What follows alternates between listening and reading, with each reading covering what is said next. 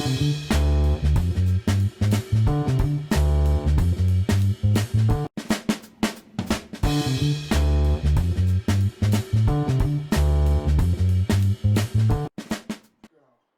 Breaking Brown family, guess what? It's election day, or should I say, happy 45th Hunger Games, Breaking Brown family.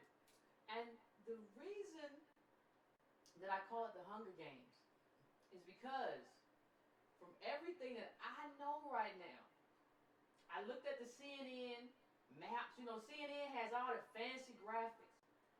And it looks to me that you all are poised to elect Mr. Hillary.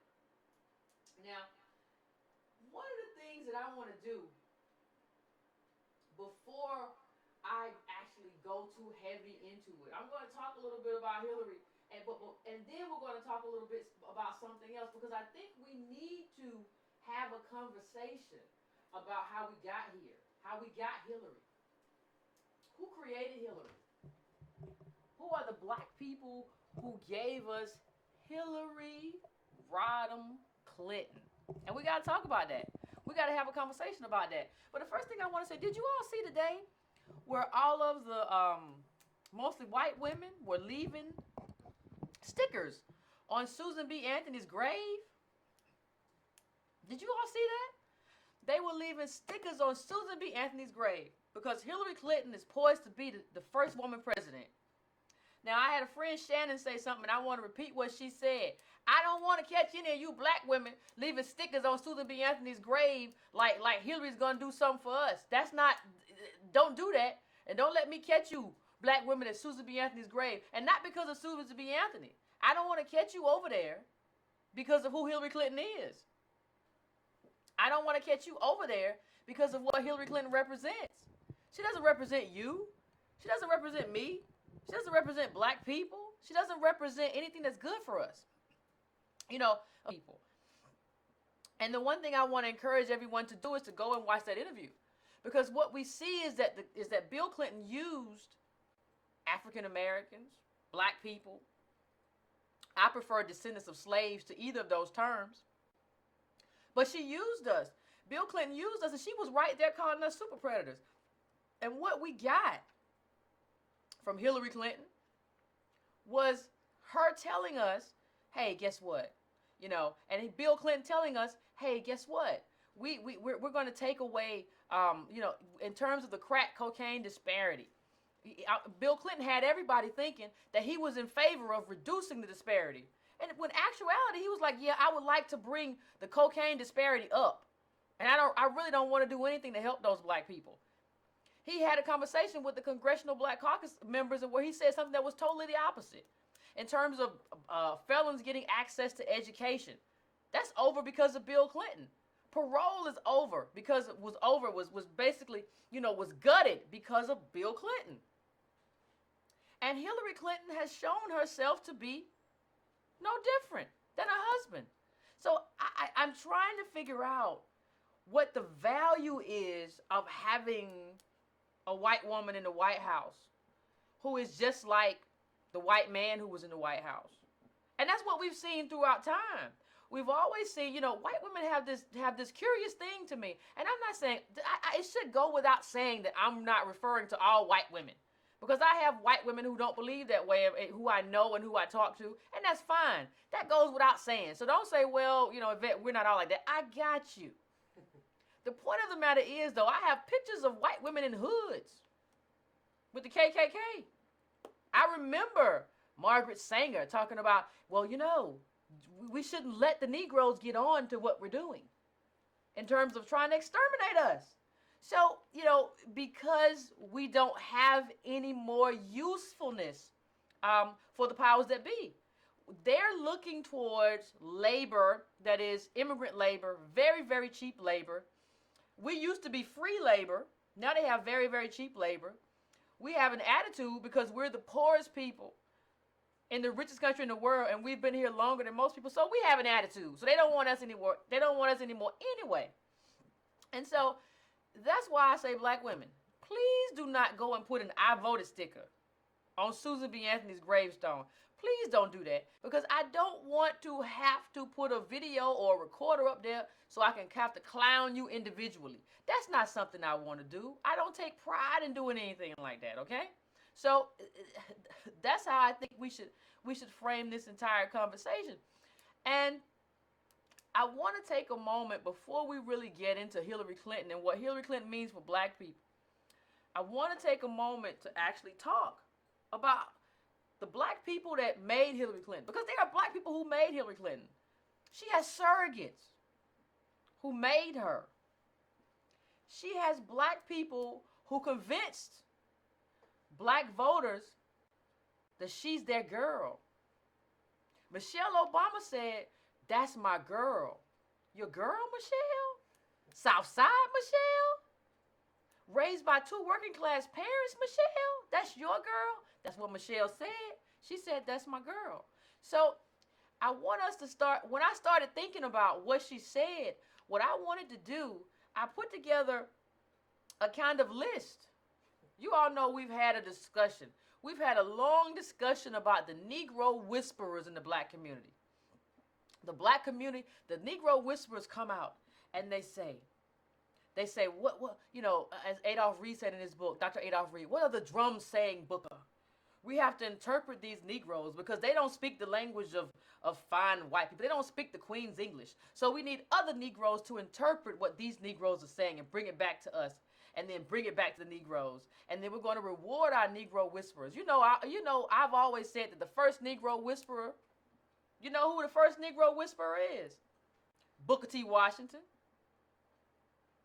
I remember, and I'm going to put him out on Front Street, and I don't think he would be upset that I'm quoting him, but I remember Pascal Robert said to me, if people really understood what Booker T. Washington stood for, they burn Tuskegee to the ground. Now, that's not me calling on you to burn Tuskegee to the ground. I'm just saying, understand who he was and what he stood for. So now let's get to the Negro whisperers on election night before we get to Miss Hillary. We've had a lot of Negro whisperers, ladies and gentlemen. All right. We're ready to call the roll. A lot of Negro whisperers. Let's just go back to our Negro whisperers, right? Remember, Melissa Harris Perry got kicked out, and she didn't know she was a Negro whisperer. Melissa Harris Perry thought she was a part of MSNBC, and she had been accepted into the MSNBC family until they told her bye. She didn't even know. She said, "I've been calling the president of MSNBC. He won't return my calls." As if the president of one of the major news networks is going to return Melissa Harris Perry calls. You were there, Melissa Harris Perry, as a Negro whisperer. That's what you were doing. That's what you were there for. You were there because Obama was there. And since Obama's gone, you left too.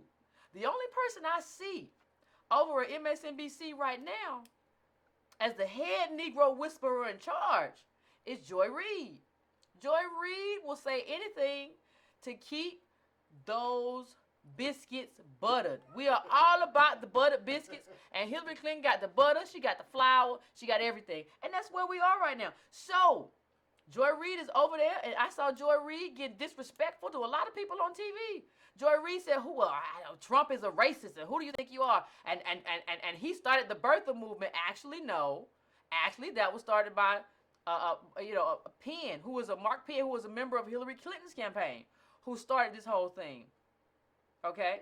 So I just want to show you, I just want to give you an idea of how this Negro whisperer thing has evolved and where we are now in terms of the Negro whisperers. Now, before I count down, because what I want to do is count down the Negro whisperers in terms of who's going to make it, because somebody's going to get their biscuits buttered and somebody's going to be left out in the cold. And when it comes to Negro whisperers, there are a lot of people who are going to be left out in the cold because there's not enough butter and there's not enough biscuit. And they don't give us much butter and biscuit anyway, okay? So one of the people that we know off the top is going to be left out is your boy Ben Jealous, former head of the NAACP. We saw one of his, in the WikiLeaks files, we saw one of Hillary Clinton's favorite people say, one of the greatest things about this election is going to be once Hillary gets elected, Ben Jealous will have no power. So we already know he's out. There are a lot of people who are out because of who they are or who they supported, and they didn't navigate or triangulate correctly. But there are some other people who are just out. And I'm going to show some images of the people who are just, I call them the fallen. These are Negro whisperers who just didn't make it. Who just, their time is over because that's the way life works. Your time is just over. So, Yvette, tell me, who is the first? Who is the first of the fallen? I think the first of the fallen has to be our boy, the street preacher extraordinaire. The street preacher, Al Sharpton. Reverend Al Sharpton, he calls himself, but he has no church. But I think he is the first of the fallen because Hillary Clinton, I don't think, now I could be wrong, but I don't think Hillary Clinton needs or wants a street preacher with a perm. I think that was Barack Obama. I think that was for him. I think he used that for his benefit. He used that for his benefit. But I don't think Hillary Clinton is in the market for street preachers. I think she wants something a little bit more clean with a little less baggage. I think that's what she wants. So I don't think Al Sharpton is going to be in the mix anymore. I think the day for him to be doing that is over. And Al Sharpton has a lot of backers. You know, they call him on a wiretap. Remember that? The feds call him on a wiretap. Yes. And I think, you know, if we had been the serious electorate that we should have been, we would have said, why are we being led from somebody who snitched to the FBI? Like, why are we being led by this rat who had an affiliation with mobsters? Is this who we are? And I think that's something that we still have to ask ourselves. Like, is this who we are? Why are we affiliated with this fellow? Why are we affiliated with this guy who has mob? How is he our leader? And the fact that Barack Obama selected him as our leader tells us everything we need to know about Barack Obama's intentions for black people. That's just where we are. And so you know, Al Sharpton, I think his day is pretty much done. I think he's pretty much over. Now, there is another member of the fallen. Hunger Games, a tribute. Let's tribute to this fallen. This person just fell recently, and I don't know how she's going to pick herself back up. Ladies and gentlemen, I give you Donna Brazile. Now, Donna Brazile, excuse me 1 second, please. Donna Brazile got caught up in the WikiLeaks scandal. Do you all recall seeing Megyn Kelly interview Donna Brazile? Donna Brazile tried to lie her way out of it. Donna Brazile said, I didn't have anything to do with what you're talking about. I don't know anything about these emails. I don't know if they're true. I seen false emails on TV. I don't know what you're saying to me. But we have the funny thing is, because these Negro whisperers aren't always good with technology. They don't know that there's a paper trail in terms of emails. And recently, some more information came out that I want to read to you about Miss Donna Brazile. Because this is not the only question released and sent to Hillary Clinton. That one was about the death penalty. There was another question that was about Flint. You know how black people boxing water post about what CNN is saying. And they're throwing not only Donna Brazile under the bus. Guess who else they're throwing under the bus? Black people. Your favorite. They're throwing your boy Roland Martin under the bus. Roly Poly. They're throwing him under the bus. Let me get to this. Let me read this for you so you'll know. Let me just read this for you so you understand. WikiLeaks released an email in which Brazile shared a death penalty question for a March 13 town hall event in Ohio. Then came another WikiLeaks troll, this from the Washington Post, that showed Brazile sharing rather obvious questions about the water supply in advance of a CNN-hosted debate in Flint, Michigan. Also in March, just a few weeks ago, after Brazil's sharing of the death penalty question hit the newsroom, Brazile resigned from her contributorship at CNN, a role that had been under suspension since she took head of the Democratic National Committee over the summer. However, and this is the reporter talking, however, we media reporters didn't learn about the resignation until after the second round of revelations. The water thing surfaced a week ago.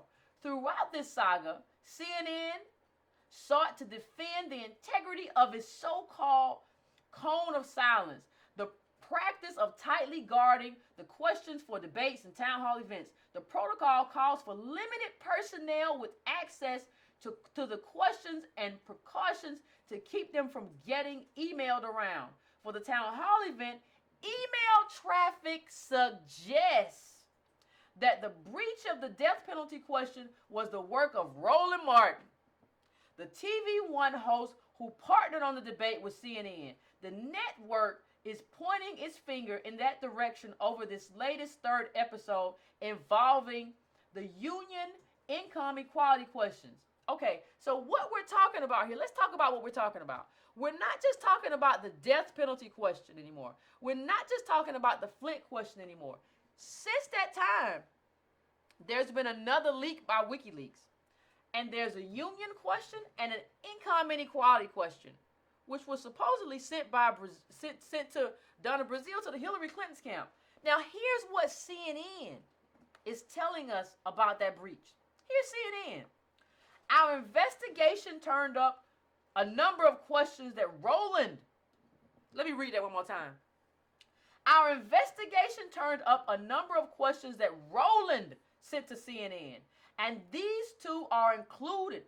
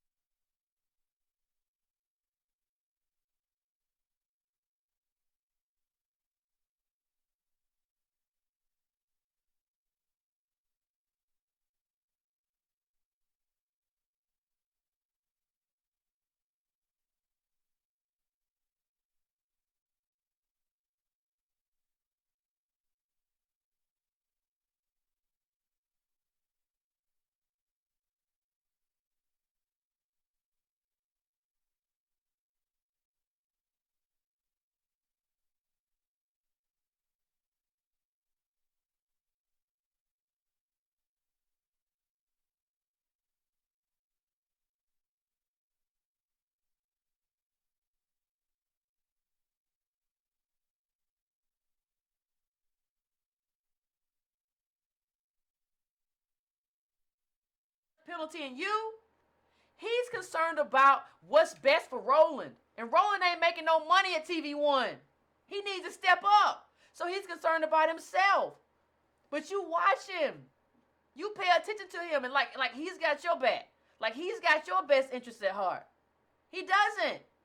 Roland is in it for Roland. Donna's in it for Donna. When are we going to let these people go? They're damaging us. Because guess what? The Democratic Party only has so many butter biscuits to pass out. But guess who I think is going to get the people? These are the people who I think. Now, I could be wrong. And if I'm wrong, I'm sure you all will let me know I'm wrong at a certain point. Hey, But, Yvette. yeah. There was a little bit of technical difficulties, would you believe? Uh-oh. So you might have to tell the people about Donna Brazile again.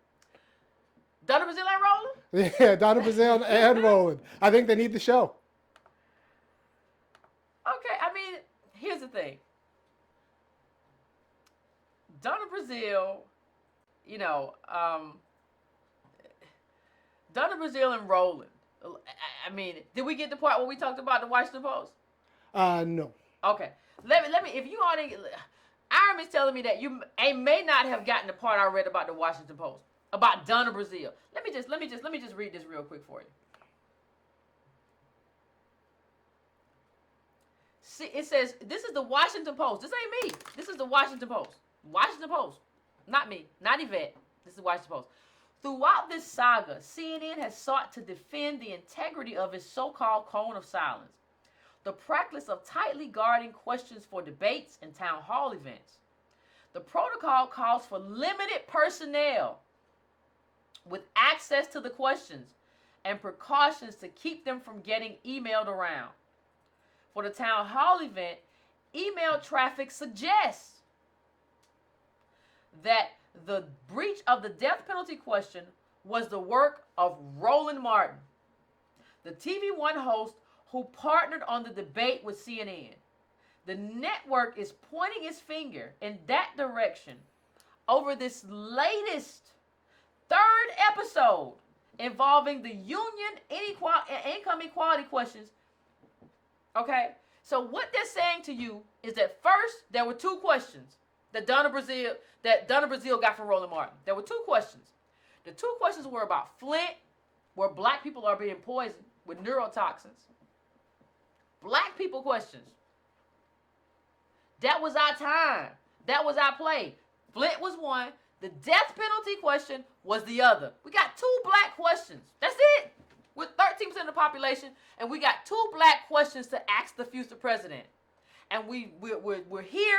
We're looking for her reaction to those questions. And what happened?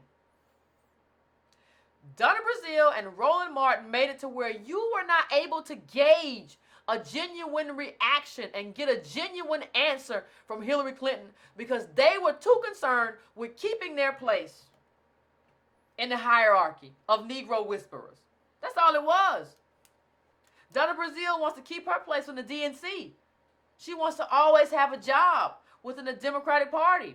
Roland Martin wants to get in with the Democratic Party. He wrote a book about Barack Obama. I'm assuming he interviewed him at some point. He wants to be able to interview Hillary Clinton. But he can't do that without offering something. So what they offer up is something that is detrimental to black people. This was our one shot to talk to Hillary Clinton about issues important to black people, and Roland Martin and Donna Brazile, they ruined it. That's exactly what they did. And the key here is that they didn't ruin, nobody ruined the question for white women. Nobody ruined the question for working class people. Nobody ruined the question for people who work in rural areas. Those people didn't have their opportunity ruined. We did. We did. And our opportunity was ruined by other black people. Our opportunity wasn't ruined by white supremacy. Our opportunity wasn't ruined by the Klan. Our opportunity wasn't ruined by, the ruling elite. Our opportunity to speak truth to power and to ask questions of the people we were going to be voting for were the base of the Democratic Party. And our opportunity to ask questions to that party was ruined by two people, two black people, Roland Martin and Donna Brazile. So what does that tell you about how we should regard Roland Martin and Donna Brazile? Why are you even watching TV1? Why are you watching Roland after what he did to us? After what he did to you? This is something that is hard for me to understand. And here's something that, CNN said, our investigation turned up a number of questions that Roland sent to CNN. Listen to that. This is CNN talking. This is not me. This is not anybody. Our investigation turned up a number of questions that Roland sent to CNN. And these two were included. Verbatim, with all the same punctuation and capitalization. As we have said all along, Donna was never given anything by CNN. It is clear that these, like the others, were also sent to Roland from Donna. Roland, you ought to be ashamed of yourself. Walking around in loud colored suits, looking like a fat canary, talking about how much you love black people. But you took away our chance. That's what you did. You took away our chance to have a conversation with the woman who was going to become president tonight. Barring something that I can't recall, I don't think Donald Trump is going to win. I don't think he has a shot. So, I think I think Roland Martin is one of those people that wants to be a Negro whisperer. But what I want to do right now, I want to count down for you. I got 4. I got 4 people, just 4, who I think are poised to become the next stage of Negro whisperer. They're poised to become the next stage Negro whisperer. The number 4. Number 4 isn't even a person. It's a group of people. It's a group of people. They have a radio show. Can you guess? The number 4 slot of Negro whisperers, ladies and gentlemen, goes to the Breakfast Club. Ladies and gentlemen, give the Breakfast Club a round of applause. Ivor, if you could bring up that Breakfast Club image, please do so. These are the people, because first of all, nobody realizes that the Telecom Act is the reason we don't have black media. And you ask me, well, Yvette, I don't understand. Like, why is black media important? I don't understand why you feel like it's such a big deal.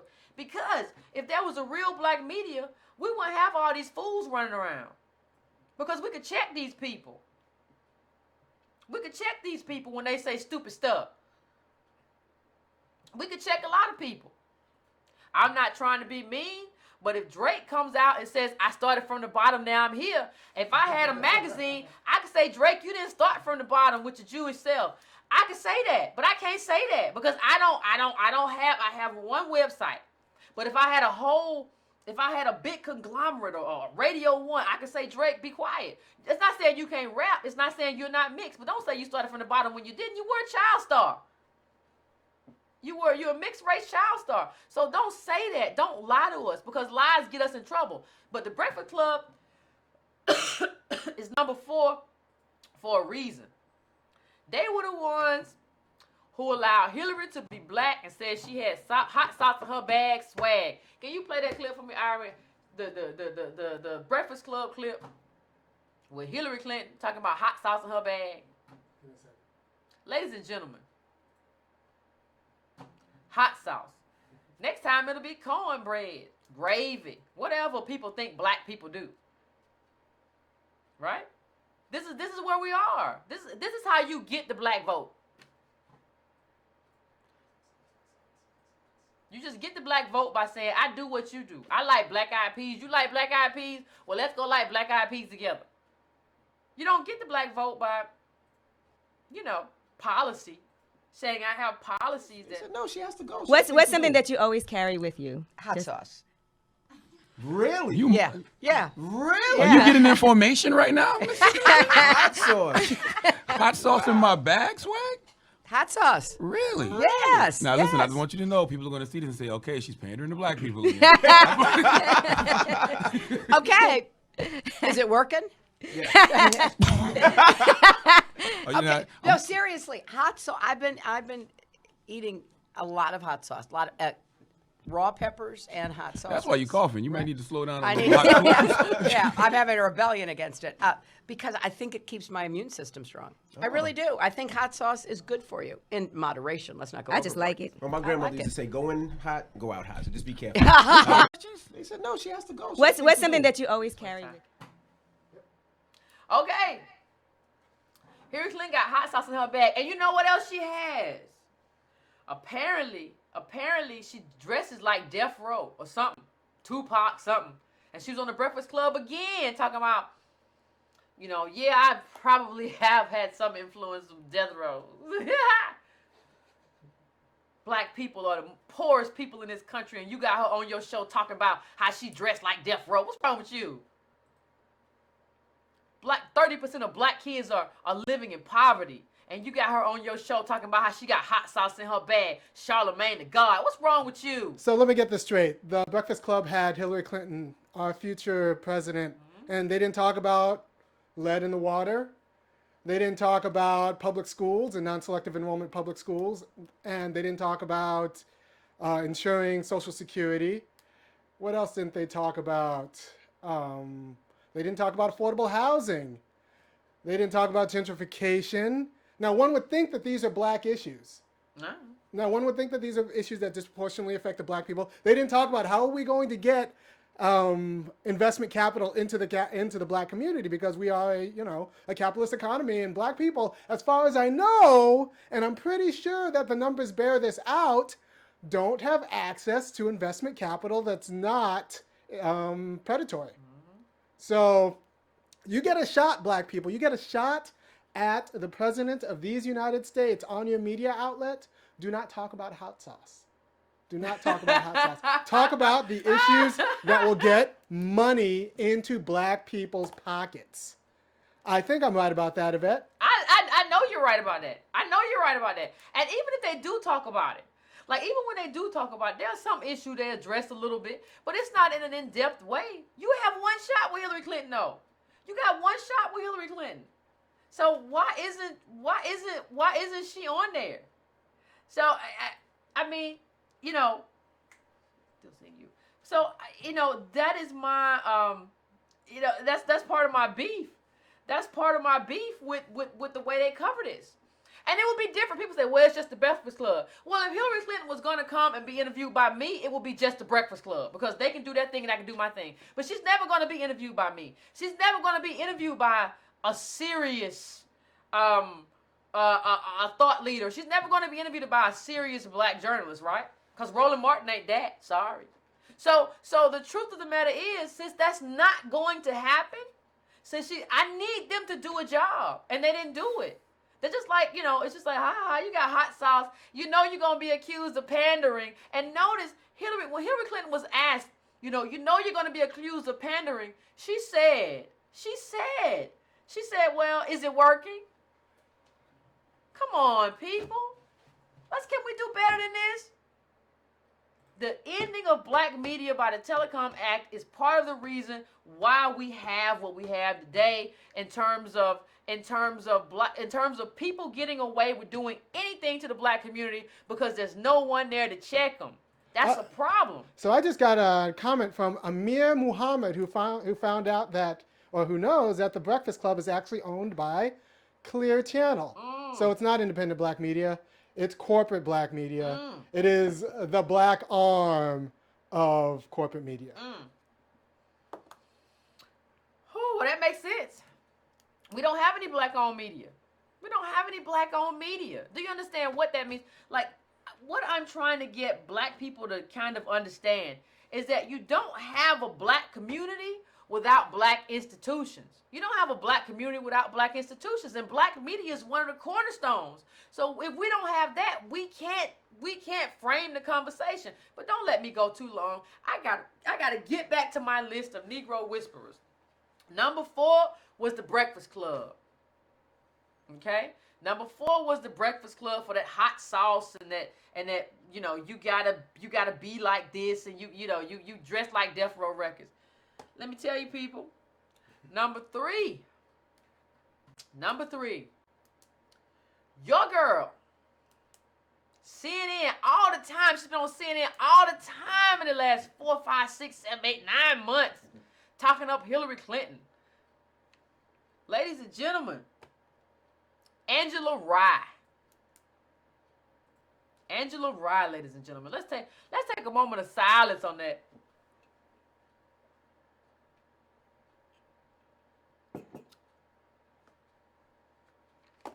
Ladies and gentlemen, Angela Rye has done more to disturb my psyche and the psyche of Negroes who read and think than any other person I've seen on CNN, seen on MSNBC.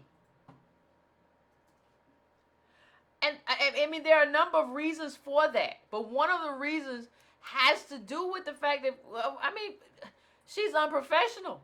I mean, that was one thing that we had, right, as black people. We go on TV, we present whatever we present, and we leave. She's on TV rolling her eyes and all of that stuff. But this is the biggest thing that I saw.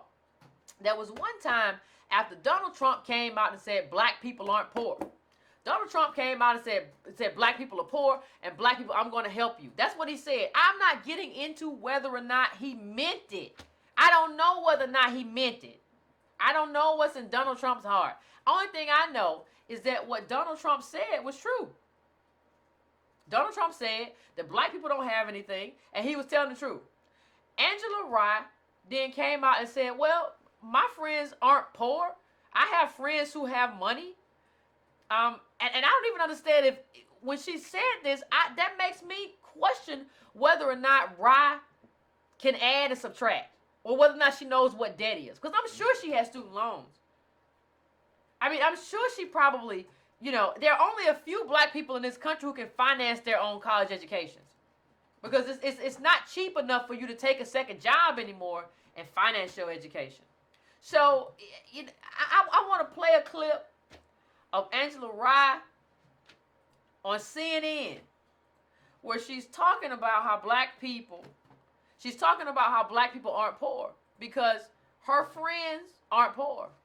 And that's just what it is. And that's supposed to be interpreted by us like data. I don't know. Two clips. Which one? Let's play one.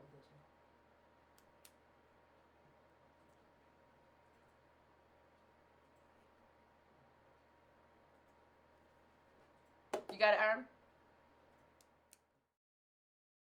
He can also incorporate some of Jack Kemp's policies of empowerment, providing ladder to opportunity for them to lift themselves up out of their situation. He needs to work on the tone in which he can. So that's part of the problem. So the fact that African Americans are talked about as monolithic entities is, we all need to pull ourselves up by our bootstraps when we were barefoot on plantations building this country for free is highly problematic to me. John, it's not about us needing to all be lifted out of poverty. I'm not impoverished, and I have several middle-class friends who are doing very well in this country, and so I reject the notion that we constantly need to be talking about. I'm just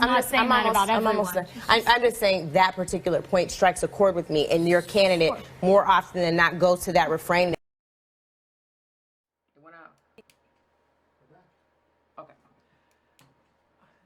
I didn't hear the part where she said we're not poor.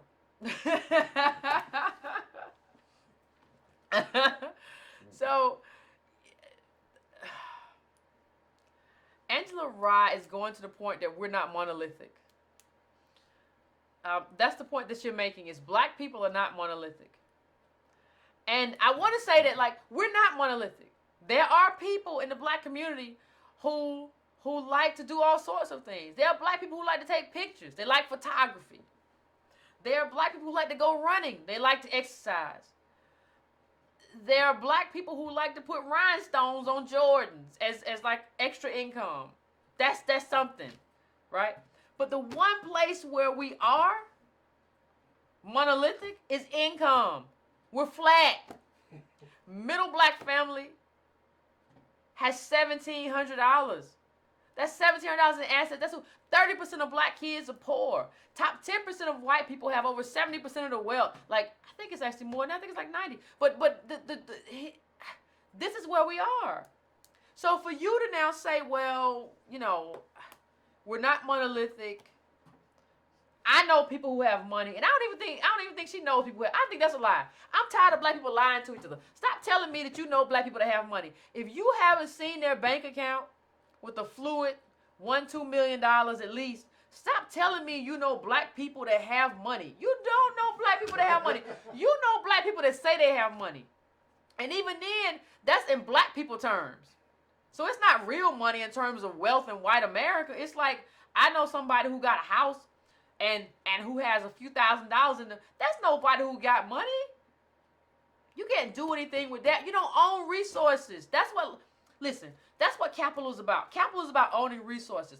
Tell me about your oil. Tell me about your coal. Tell me about your potato farm that you harvest potato from and sell them to McDonald's. Tell me about your beef where you got thousands of acres with thousands of cows. Like, those are resources. We don't have resources, and we like to talk about somebody who has a nice car or something and say, well, that person has money. That's not money. And if you think that's money, you don't understand wealth. You know, we're kind of the engine, you know, that white capital runs on. And she has, you know, I don't want to talk about it anymore. But let me just, that was number 3. That was Angela Rye. Well, hold on now. There's Okay. Janice Pete Graham actually makes a pretty good comment in our Facebook. There's some sort of illusion. The black community and most black elite minds is a fantasy world. Like, there's a fantasy that there's black wealth. Maybe I don't have wealth, but surely there is black money because I see it on Basketball Wives, or I know that rappers and ballers have money. So, like, I don't have money.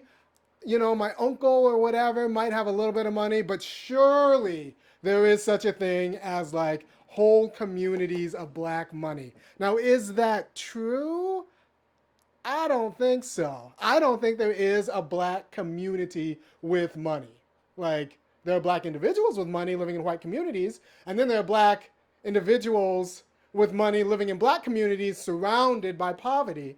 But if you're trying to tell me that there is a black community where neighbor after neighbor after neighbor after neighbor after neighbor is both black and has $1 million in the bank account, not tied into their house, in the bank account, those communities don't exist. I call, No. That's false. That's false. It's garbage. It's garbage. It's not just false. It's garbage. But the reason we don't know it's garbage is because these people are invested in keeping us in believing in dreams, right? So let's say you have LeBron James. You say, well, I see LeBron. Well, you don't understand what LeBron's real job is. LeBron's real job isn't to sell you, isn't to play basketball. His real job is to sell you cheap stuff. It's to sell you cheap products, cheap shoes, cheap basketballs, to keep you dreaming. And the thing is, you know, Antonio Moore put up a good chart one time, and it was, I really want to just bring it home, which shows that even like you're looking at the top 1% of black people, you're looking at $1.4 million in terms of wealth in America. The richest country in the world, $1.4 million is nothing. And that's what our top has. So when you look at the numbers, it's clear that we don't have anything. It's clear that we don't have anything in terms of wealth. So all this stuff that you're being told is a lie. And what I point to all the time is 50 Cent. 50 Cent went to bankruptcy court and admitted, hey, I melt down jewelry. And I make it into other jewelry so people think I really got something. I send cars in. I send cars back, and I lease 2 cars. Or I lease 1 car. I don't have anything. They don't have anything. All these people are liars. We saw Soulja Boy a few days ago say he bought a $6 million house, and then they came out and said the house was an Airbnb. And he came out and said, why y'all hating on me? Because can't nobody rent no place for no year. Soulja Boy, that's what most people do, is rent for a year, at least a year. You retarded child. Like, what is wrong with you? So this idea, these people are just lying to us. There is no real wealth in the black community, and anybody who tells you that there is a liar, and you should turn the other way. Anybody who tells you, Yvette, there is wealth in the black community. I'm just going to walk away because I know it's not true. I don't have to sit there and debate with you. It's just not true. So I'm just going to walk away from you if you tell me there's wealth in the black community, because there's not. Now, should there be wealth? Yeah. We work for free. So, that's just what it is. So, but I don't want to stay on that point. I don't want to beleaguer that point. I'm going to go to number 2 in terms of my Negro whisperer. Ladies and gentlemen, my Negro whisperer for number 2. You should have guessed it. Make the people guess. Make the people guess. You got to guess it. And I'm going to give you a hint. He was a Negro whisperer for Obama, too. Give you a hint. Now think about that. Who was a Negro whisperer for Obama? Who was the chief Negro whisperer for Obama? I give you another hint. Obama ain't Pharaoh. Who said that? Who said that? You ready? Here's my Negro whisperer, and I think he's gonna survive. That's why I'm putting him here. I'm taking a chance. Michael Eric Dyson, ladies.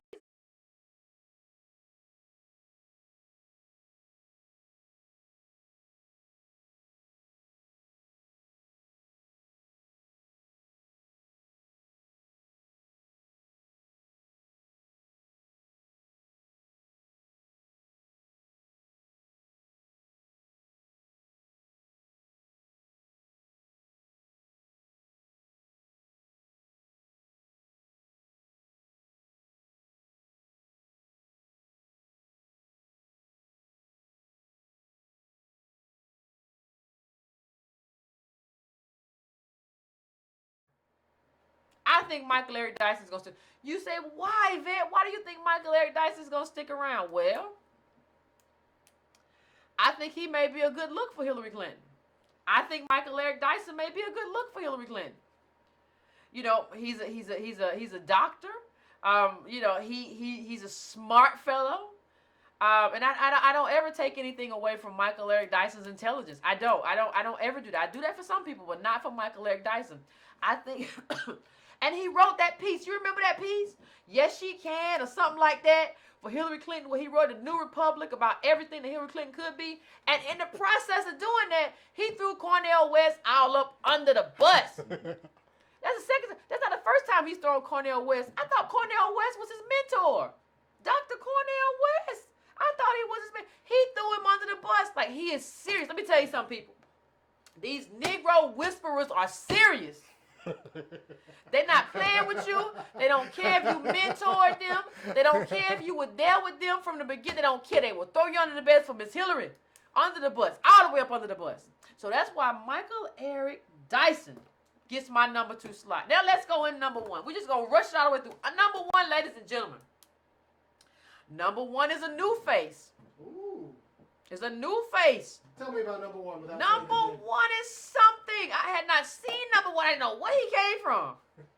All of a sudden, I see number 1 all over CNN doing Hillary's bidding, looking all fresh and clean with a fresh tie. And I said, where did this new Negro come from? But I know what his game is. He's trying to get in with Hillary. He's trying to become the number 1 Negro whisperer. Ladies and gentlemen, I give you CNN's own Bakari Sellers. That's your boy, ladies and gentlemen. He has become, in my mind, the most prolific Negro whisperer out today. Mr. Bakari Sellers. He got all hot on somebody on CNN. Sexual assault is a crime because Donald Trump was accused of grabbing some woman's crotch, as if Bill Clinton hasn't been accused of so much more. They're both probably perverts and they're members of the ruling elite who get away with all sorts of things. But he was on there talking.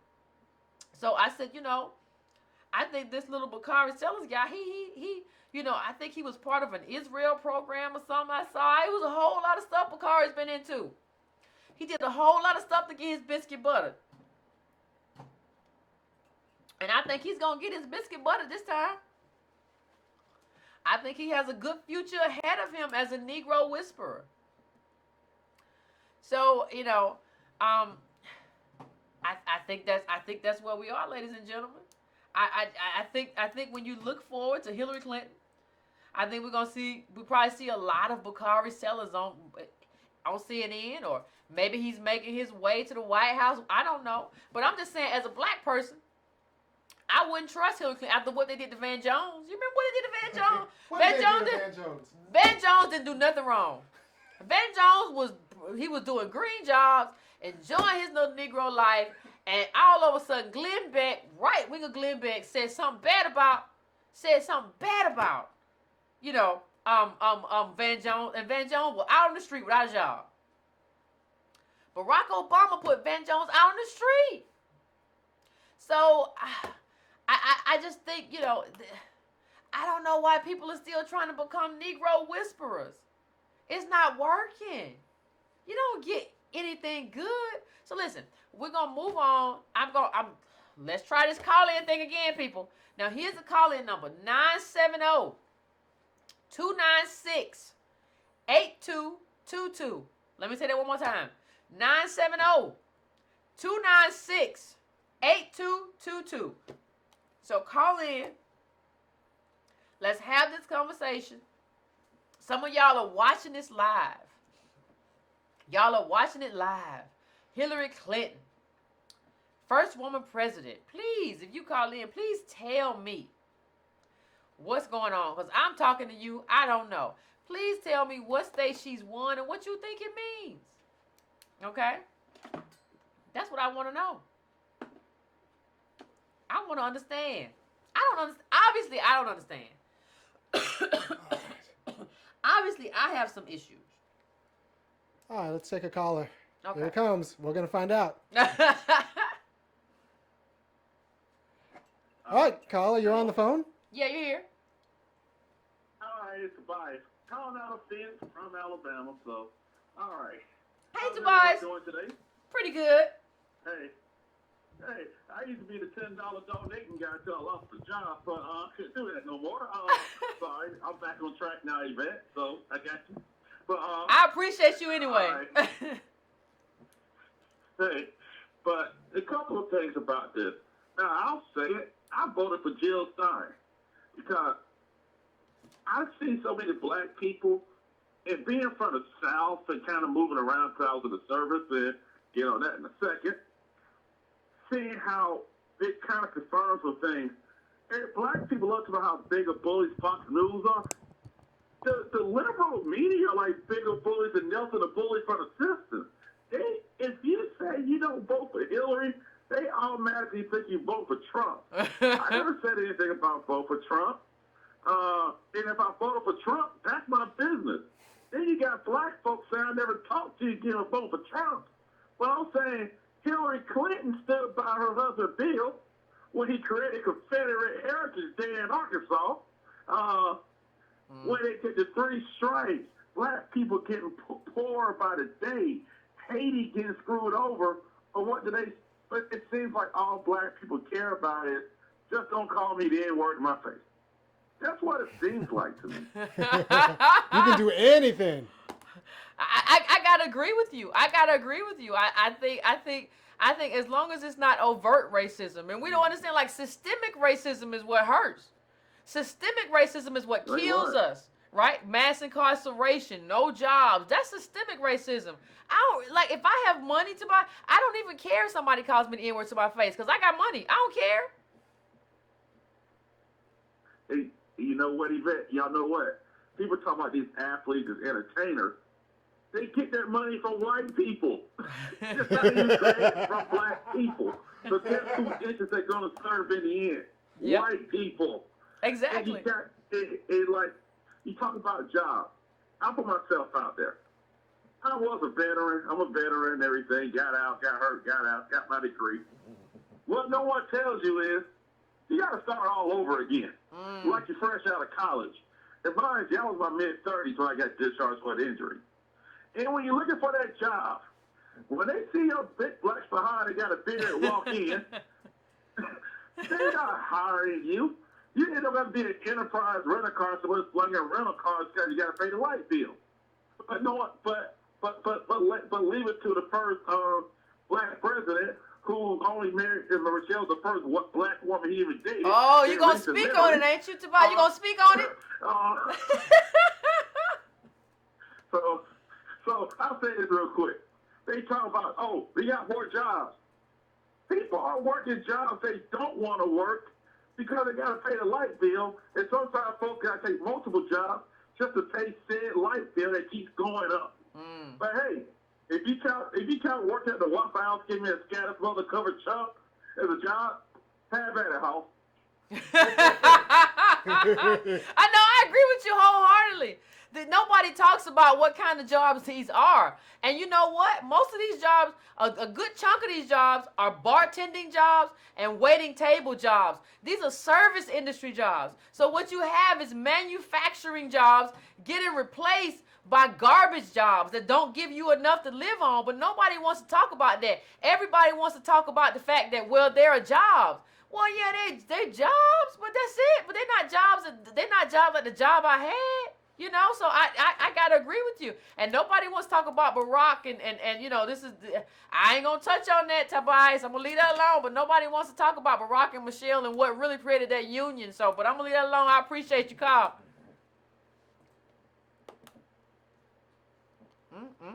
All right, you're on Lord the have air. mercy. Hello? Hello? All right, we're going to the next caller. Hello? Yeah, we hear you.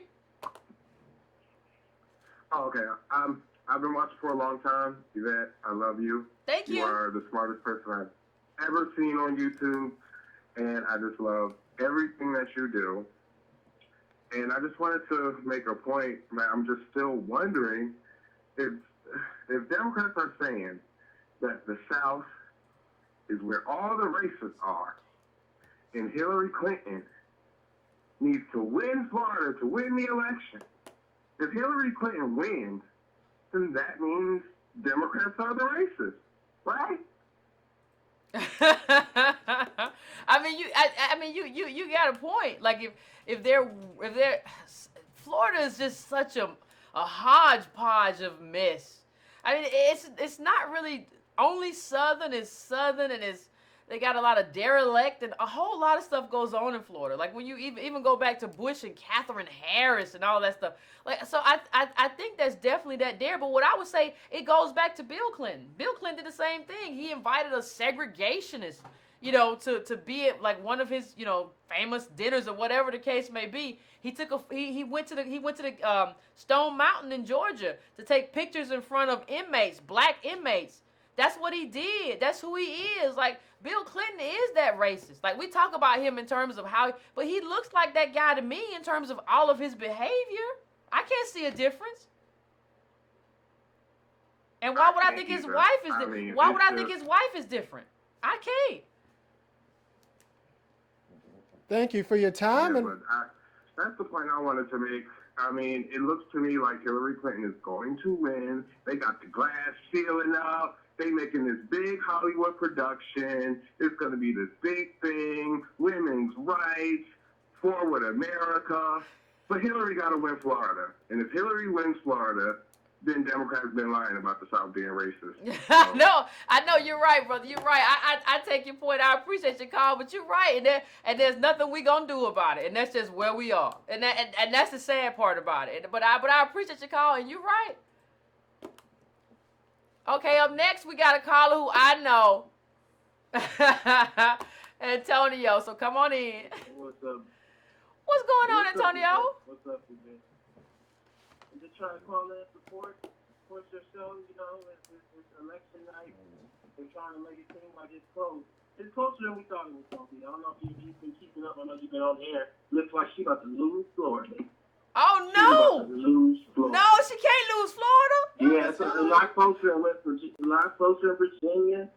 You know, and basically what you kind of see, I think what you're seeing is like there is this silent majority of white America that is coming out.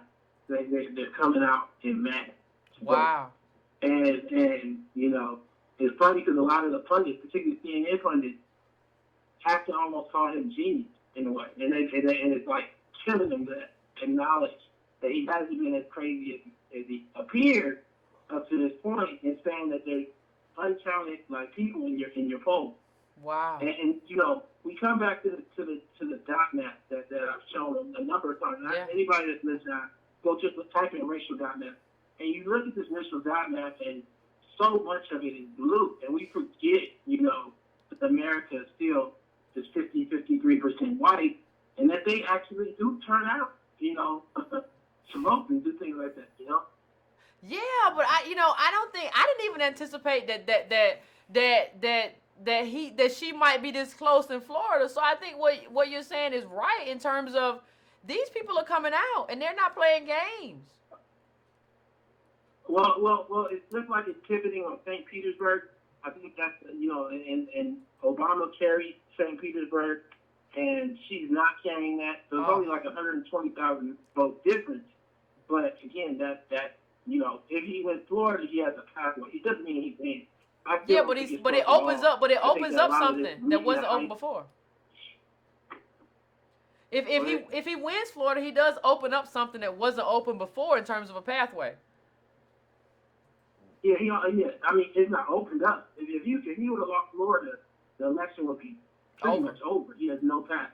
It at least keeps it going throughout the night so that they can make it to sweep. You know, I think a lot of this is media hype. I think there's a lot less hope in it than what they were saying. Yeah. You know, the other thing I did want to speak to is I don't think she's going to have any Negro whispers. I think that, Ooh, a world without Negro whispers. Wait a minute. Woo! Yeah, I think where we're going to go is a place where it is pretty much, you know, I'll meet y'all on one issue and see if that fits with my time, my schedule. And pretty much, I mean, why wouldn't she treat us that way if we didn't ask Obama for anything? He had no black agenda. No. My brother's keeper, for everyone who doesn't understand, you should go look it up. It's unfunded. There's no government funding for this thing that he's been allowed to walk around and parade as though it's this large New Deal type program for young black boys. No, it has a couple $1 million from private money. And so, like, you know, I don't think that she, you know, my bet is that she won't have any. So this is Antonio Moore from California. Wow. Antonio Moore from California just said, no Negro whispers. That means Melissa Harris Perry. That means there is no comeback. That means we shut out. Join. Why wouldn't she? I mean, look, you know, this is the other side. You know that the Clintons are quite vindictive. If this is close, and it's close because black people didn't turn out, what do you think she's going to say about? I mean, first, what do you think she's going to respect about the people who were supposed to deliver black people? But then secondly, you don't think she's going to be vindictive about it all? Yeah. I'm just saying. No, so they have a list. They keep a list. Like the Clintons are known for keeping a list of enemies, so you're right. So Joyanne Reed is auditioning for a job that doesn't exist? I think you really have to stretch to find those nigger whisperers, whereas I don't think that was so much the case with Obama. These people were kind of more positioned. And also he needed this. You know, he needed to speak to black people in a way that she does not. Not only for his presidency to happen, but to get a second term. So like fundamentally here, you know, she's gonna realize like, my bread and butter is pretty much like white folks. And, you know, I don't even think that the Latinos turned out the way she thought they were going to turn out based on what we're seeing on the electoral map right now. And so I really think that those four groups, you know, it was interesting. You posed this question. You said, why didn't they ask better questions? And then you kind of answered it for yourself. But let's flesh that out. They weren't supposed to ask better questions. Those people were chosen because they already had the hot sauce question. That wasn't a candid question. They already had talked about what do you think that we should talk about, like in the back room private? And then they were like, oh, she carries hot sauce. Oh, that would be cute. That's okay to talk about. We've already tested that. That's going to work. So what I'm saying to you is all that was staged. Yeah. That wasn't candid like that. Yeah. And so what I'm saying is like that's what they were for. They weren't like they didn't have other questions that she wasn't ready for. They weren't allowed to interview her. Like she wasn't getting any fresh interview. Think about it. This wasn't even an interview. It's something that black people really could have done without the entire. No, I agree. I agree, Antonio. And I want to thank you for, as always, for calling in. But yeah, you're right. I didn't know what was going on in Florida, and I didn't know what was going on in terms of the vote. So yeah, I appreciate it, but I don't know what tonight's gonna look like at the end. All right. Okay. Hello? Yeah. Hello? Hello. You're on the air. Hello? Yes, Hi, ma'am. my name is Vita. Thank you, Yvette, for having such a great show. I'm so glad you're online. I want to talk about a couple things. What outlet do you think that your show can bring it towards calling out these black leadership politicians and organizations that do nothing consistently to bring awareness to more people, since we like black media, more than a couple of shows online. And also, can you do a show more on immigration, because how it affects the black community? Because a lot of people are not aware of how the economics fall down. I think as far as Hillary Clinton, go ahead. I'm sorry. No, I was gonna say I think eventually. What did you say? I was gonna say I think eventually we can do an immigration episode. I think we will do that. Like, we're in the early stages now. I think eventually. No doubt. Yeah.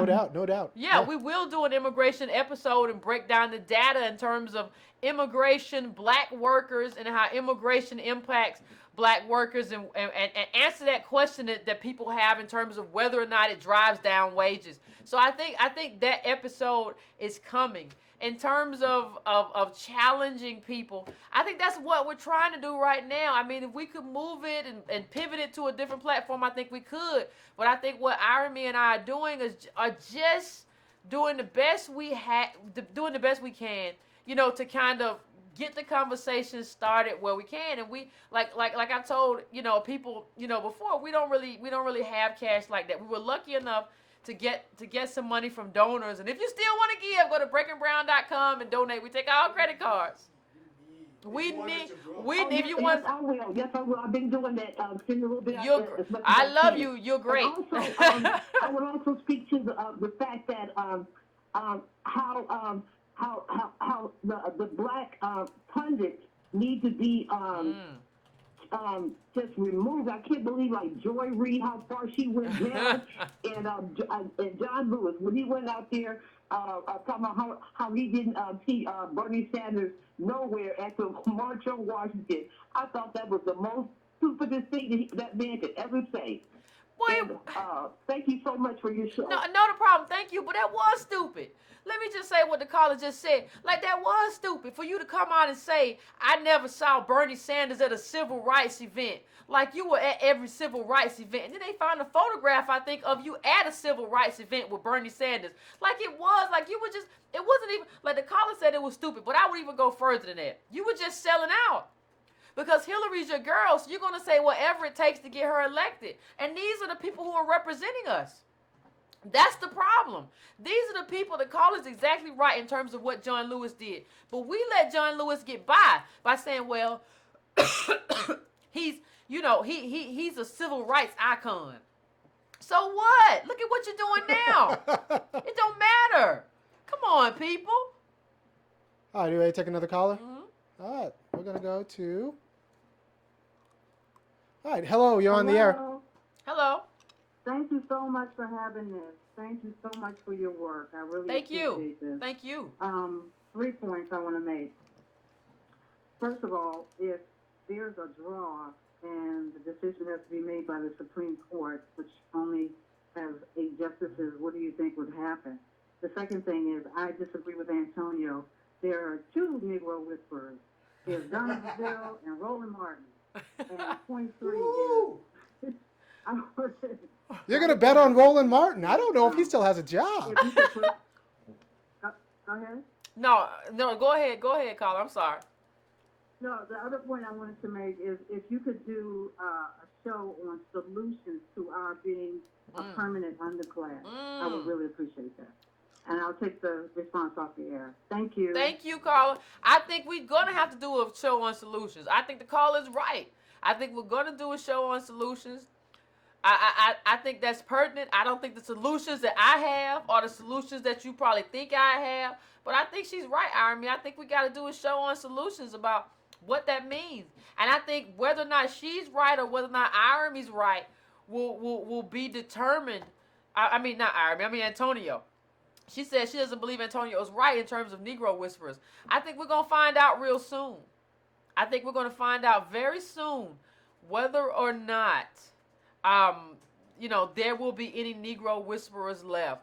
In terms of the other question, in terms of about growing into a different platform, that kind of takes marketing money. That kind of takes a budget, and we need money. So if you go to breakandbrown.com, you can give, and we can try to put together a budget. We got a lot of equipment here, but we can try to put together a budget for marketing too. But I gotta agree with the caller. I don't know. I don't know whether or not there'll be Negro whisperers, but we're going to do another show, and on a lot of different things. And she's right. We're going to do a show on solutions, and I think that'll be an interesting show. I think people are going to call in with that show. All right, take another caller. Go ahead. Yvette? Yes. Hello? Hi. Hello? Hey, Yvette. Hey. I love your show. I'm a big fan. How are you? I'm pretty good. How you doing? Good. My name is Terrell. So I just wanted to comment on something you said earlier. Okay. You were talking about dreamers and how this country's media has gone into instituting us to believe this dream and this false kind of reality. And I'm watching TV and I'm seeing these women, mostly white women, and I'm guessing mostly middle class, upper middle class white women, going to Susan B. Anthony's grave, and they're lining up and they're giving all their gravitas or whatever to Susan B. Anthony, and it just strikes me as kind of like the false narrative that they've been giving Hillary as she's supposed to be our mom in chief, or she cares so much about women and children, and yet she's bombing, children in Libya and children here, and it's just I just wanted you to speak more towards the mainstream media and how they have been really kind of projecting this false reality onto people. It's madness. Well, no. And thank you so much. No, thank you for calling in, but I agree. I mean, I always thought Obama was the daddy in chief to black people. That was his role. He was like the black people's daddy in chief. I'm not gonna give you any policy, but I'm gonna tell you you gotta work hard or whatever. And we see the same thing with Hillary Clinton. And we see when you go through Hillary Clinton stuff, when you go through Libya, when you go through Yemen, when you go through Honduras, you see how she has destroyed the lives of brown people across the globe. And you're looking at this woman as if she's some kind of savior, as if this woman is going to do what is right for not only black people but poor white people. You're looking at her through that lens. And for me, I haven't seen anything that would lead me to believe that Hillary Clinton is that woman. That she's that woman that's gonna do something for because look at what she did at the State Department. Look at what she did. Look at how she reacted. So I agree with the caller in the sense of she's not your mother. Can I talk a little bit about that? Yeah. All right. So black people, we had a problem with Obama because when Latinos went to Obama, you know what they wanted? They wanted immigration reform. They wanted to talk about loosening up the borders in the appropriate ways. When Jewish people went to Obama, you know what they asked for? They said, we're not doing anything for you unless you do something for Israel. And you know what? When the LGBT community went to Obama, they said, we're not doing anything for you unless you do something about marriage. And you better evolve, Obama, or we're not going to do nothing. We're going to cut you off. And you know what, black people, we went to Obama and said, hey, you got some pictures of Michelle? So that's a problem with our politics. And I don't know if, and for the last 25 years, we've been programmed that as black people, we don't deserve anything from the government that ate off us. The government ate off us. The United States was built on the cotton economy. It ate off us. And we've been programmed that we're not, it's inappropriate for us to make claims on our government, to ask our government to guarantee clean water. Somehow it's inappropriate for us to ask our government, demand that our government fund our schools, or we'll vote you out.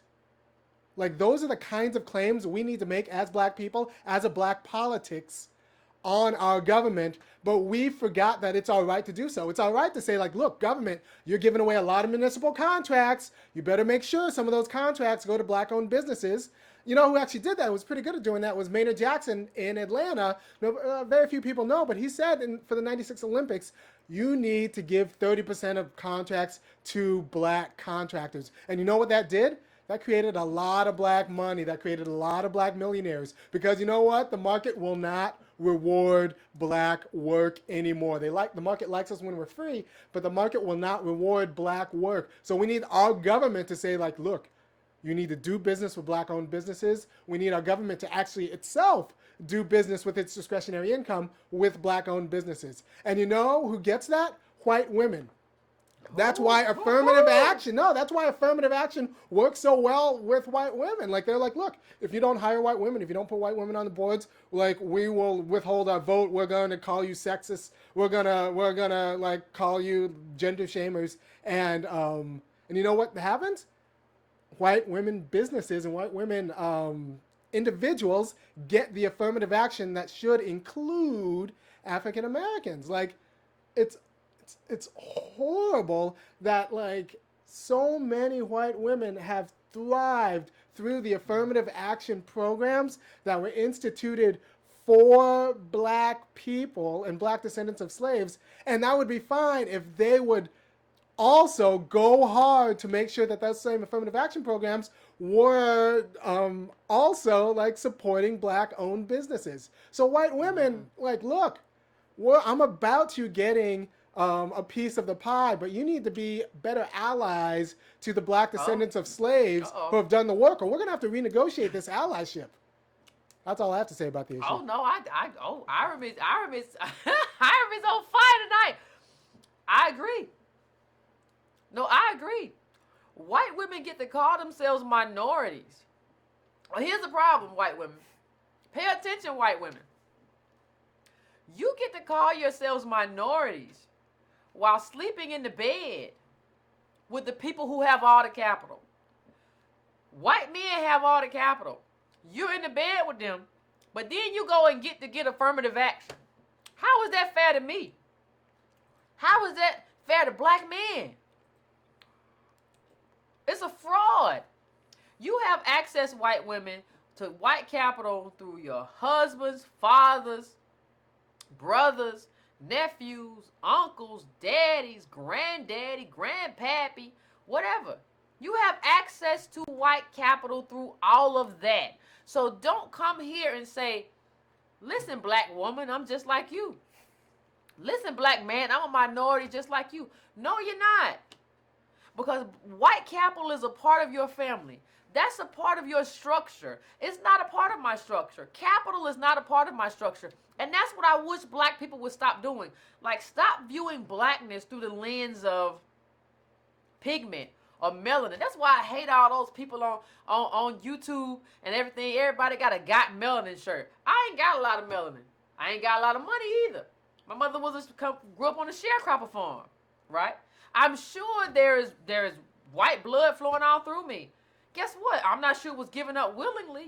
We come from black people who didn't even have control over their own bodies. So I just want people to just seriously think about what that means and what it means to actually be black. Now I think I'm ready, and let's see if we can take another call. Hi. Hello? Hi. How you doing? Hello? Hey. Hi, Yvette. My name is Tamara. How are you? I'm good. How are you? I'm doing good. I just want to say that I totally watch you all day on my YouTube station at work while I'm typing. Thank you. I love you to death. I really, man, I'm floored. I'm so happy to be on air with you. What I wanted to bring to your attention, it's not really to do with the election. I just kind of wanted to know your opinion. I don't know if you heard about the whole T.I. response to Lil Wayne. I have to know your opinion. I mean, that Breakfast Club, I listen to them. And that darn DJ Envy, he is such a little coon. I can't take him. I can't take him. And I felt like what Lil Wayne did on that public forum needed to be addressed on a public forum. And I guess DJ Envy felt like it required a phone call. I just wanted to know your opinion about that. And do you think that T.I. was right by addressing it the way that he did? I mean, honestly, it's fine. It's fine that he addressed it. Okay, fine. But if you're gonna ask me, like, I feel like, and I'm probably gonna get some pushback from this, and that's okay. But I feel like it's about time for black people to stop taking, like, advice or anything, or stop listening to rappers. Like, these are people. I honestly feel like, okay, I understand that the poverty creates dysfunction. That's what it is. That's why I want to end black poverty, because it leads to dysfunction. But the truth of the matter is, these are dysfunctional, kind of degenerate people. Lil Wayne can't tell us anything. He doesn't know anything about anything. Like, I don't even know why anybody's asking Lil Wayne about racism or race. He don't know. And the only reason they ask him about this is because they know he's going to say something stupid. So I think what black people have to stop doing is stop, like, in terms of media, this goes back to black media. We don't have any media. But I think if we had media, Lil Wayne would have been chin-checked by now. We don't have any black media, though. So white people are telling us, oh, this is important. Like, what this degenerate says is not important to me. I don't care what Lil Wayne say. He don't know nothing. So like, we're supposed to pretend that Lil Wayne reads books? No, he don't read no book. He don't know anything. Only thing he knows is that little stuff he does online or whatever. Like, I don't care about Lil Wayne. T.I. did whatever. But let me tell you the truth. I don't care about T.I. either. I don't want people to tell me, well, T.I. came and T.I. called. I don't care about T.I. don't know nothing either. I don't want them to be leading the black community. I don't want to hear about a conversation. T.I., Tip, that what the name was, wasn't it? What the name, Tip? I don't want to hear about what Tip and Lil Wayne got to say. What they got to say don't matter. And so what I want to get black people to a space of is to understand these people don't matter. I'm not trying to be mean. I'm not trying to be rude. I'm not trying to be cruel. But they don't matter in terms of black politics. Let them do whatever little ghetto game they're trying to play. Let them play it. I don't want to hear it. What I want to do is, like, what I'm trying to do here is be independent black media and trying to get some support and money or whatever. But I don't want people to see. This is the thing. The reason that people are paying attention to these people, to Lil Wayne, is because we don't have any black media. So people look at Lil Wayne. Well, look at what Lil Wayne has. I don't care. Do you know how Lil Wayne grew up? Didn't he shoot himself at like 10? I don't want to hear from him. I don't want to hear from Lil Wayne ever again, because the only thing Lil Wayne do. Only thing he want to do is get some money from the white people to come see his shows. And that's what it is now. It ain't mostly Negroes that come see Lil Wayne shows no more. It's white people. That's why he's saying racism don't matter. That's why he's saying a white cop came and rescued me. He don't care about you no more. So I don't want to hear about him either. Take two more. Another caller. Sorry, fam. Hello? How you doing? Hello? Hello? How you? Hi, Yvette. How are you? I'm good. How about you? We love you. We love you. I'm in a little town called Klamath Falls, Oregon, and I discovered you on YouTube and told my friends, and we just love you. But anyway, I'm going to ask you a question. I want you to tell us what your feeling is. I watched you with the Super Predator, so I know the Clinton side of it. Talk to us about what you think, if Trump wins the election, what it's going to be for African Americans, and what is it going to be for the country, and if you can speak on what it's going to be for the world. Oh my! We'll survive. I could survive Trump. I know. Look. So I'm going to say a few words about this. And I think, and then I'm going to hand it over to Yvette. Like, I can deal with Trump. I can survive Trump. Even Martin Luther King said the Trumps of the world aren't our problem at this moment, right? The problem is, it's honestly like kind of weak-kneed white liberals who will like say that we feel for you, but like, it's okay for you to have poisoned water. Just hold a fundraiser for it, right? Like, I don't need. No, I need a government that guarantees public goods. I need a government that guarantees public goods. I need a government that's going to say, like, look, we found out your water is poisoned. We're going to call the Army Corps of Engineers. We're going to come in, rip out your pipes. I know you don't have money to pay for the pipes yourself. Your government is going to take care of that. Like, I need a government that guarantees public goods. And like white liberals, like they're better than they seem to be better than white conservatives, because white conservatives will say like, well, you're on your own. Yeah. White liberals will say like, no, you're not on your own. We'll have a little fundraiser for you so that like you could pass around the hat, and like white liberals will say like, just start a Kickstarter for it. But like that's not how this works. Well, one of the reasons that I'm so interested to find out your views are because he hasn't presented anything. What is he going to do? No, he's not going to do nothing. He's not going to do. Presented a plan to us. But the thing is, that's what I want to know. But the thing is, what is your?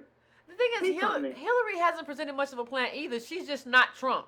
So, like, what she's running on right now is that I'm not Trump. Right. Trump should scare you. You know what? One thing I like about Donald Trump Donald Trump and Bernie Sanders said this. He said that black people are poor. And it's true. And that's good. Like, that in and of itself is good, because once we admit that and stop stigmatizing poverty and stop pretending that like black people are poor because we don't work hard enough, or black people are poor because of something, or like that we don't study hard enough. But black people are poor because they're descendants of slaves. And when you unleash a massive descendants of slaves, I feel like Yvette said that to us a couple weeks ago. Yeah. She said, "Yeah, that's good. We should have started a dialogue. What are you going to do about it?" Yeah, but the problem that happened is that black people in mass didn't move to start that dialogue. You see, Trump isn't offering black people really anything. He said he offered a New Deal.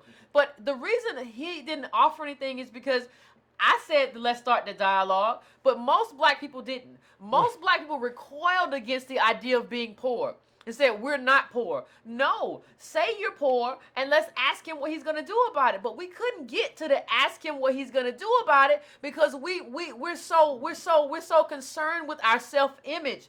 And we don't want to be seen as poor. But that's what we are. And it's not something that we should be ashamed of. You know, we were put in chains. Like, how are you going to be ashamed of that? You're not. I'm happy that my people persevered. Right. So Yvette told. Yeah, but you know, Yvette, I know about the Clintons. I know about the Clintons. Yes, ma'am. I know who they are, what they've done. We've got it now. But I just don't. I'm kind of interested to hear what you have to say, Yvette, about Donald Trump. I think it's kind of scary because he could win. Listen, I think if Donald Trump does win, he gets one term. And I think unlike Hillary Clinton, who has been in politics for decades, and Bill Clinton, who has been in politics for decades, I think he will definitely damage America, sure. But I think he doesn't know what he's doing. He doesn't know what he's doing. He doesn't make friends easily.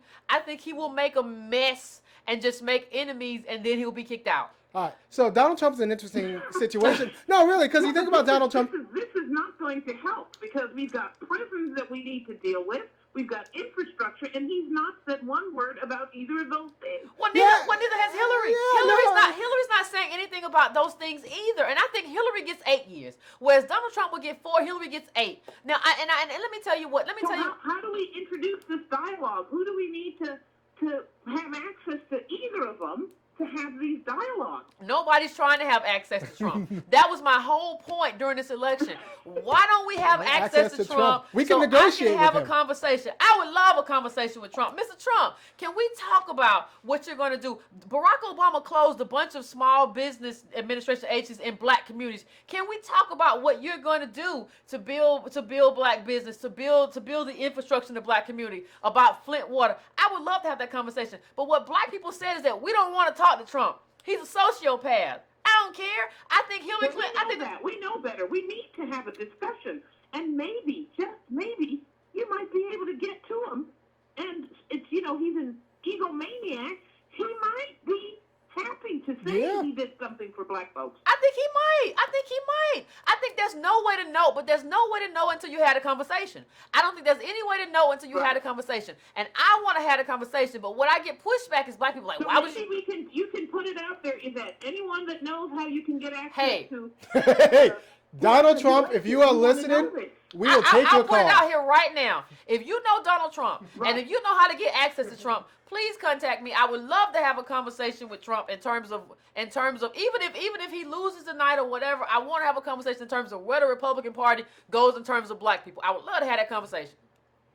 All right, take another caller. All right, well, good. We love you, Yvette. Keep Thank it up. you. I appreciate supporting you too. I appreciate you calling in. Thank you.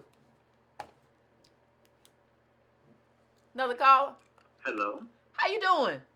Hello, can you hear me? I can hear you fine. Hey, this is Emmanuel from Brooklyn. Hey, man. Hey, I'm gonna get right into it.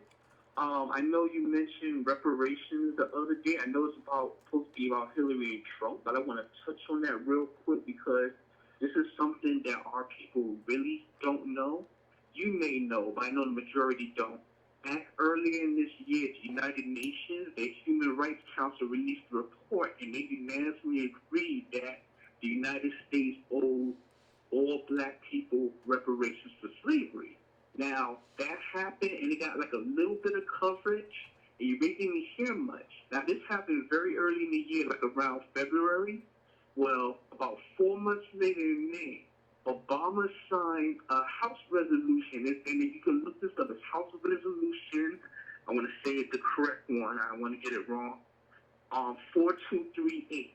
It was passed unanimously in both the Senate and the House of Representatives. That should be a tip-off right there when any bill gets passed unanimously. And what that House resolution says is that the federal government no longer recognizes certain terms being Oriental and Negro.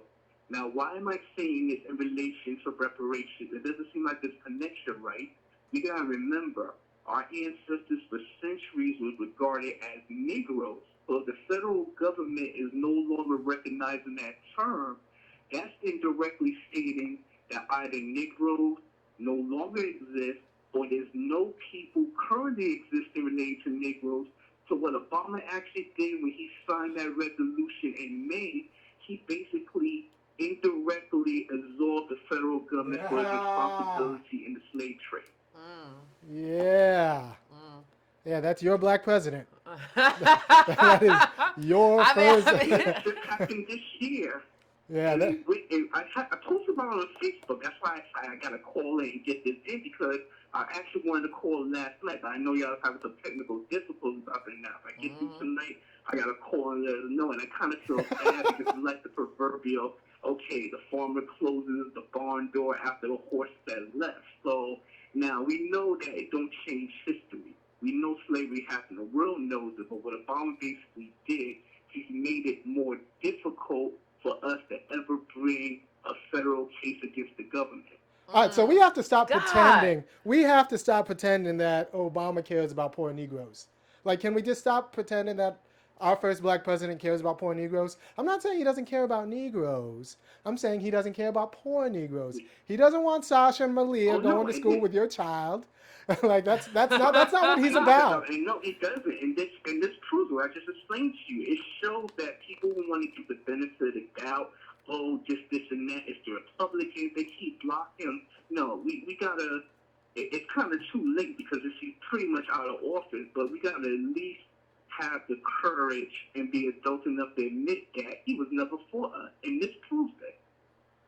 No, I think you're definitely right. But I think the instance that you just pointed out really goes to show how conniving and underhanded President Barack Obama has been in undercutting African Americans. He hasn't been in the forefront in terms of doing it. What he's done is doing little stuff, sleight of hand, be like, well, I got my brother's keeper. But then he does this thing you just talked about, right? Which makes it more difficult for us. And I think we have to get more sophisticated. 4238, you can look it up. Yes, sir. I'll post it in the chat on the talk too. And the thing is too, it's not just reparations. Well, wait a minute.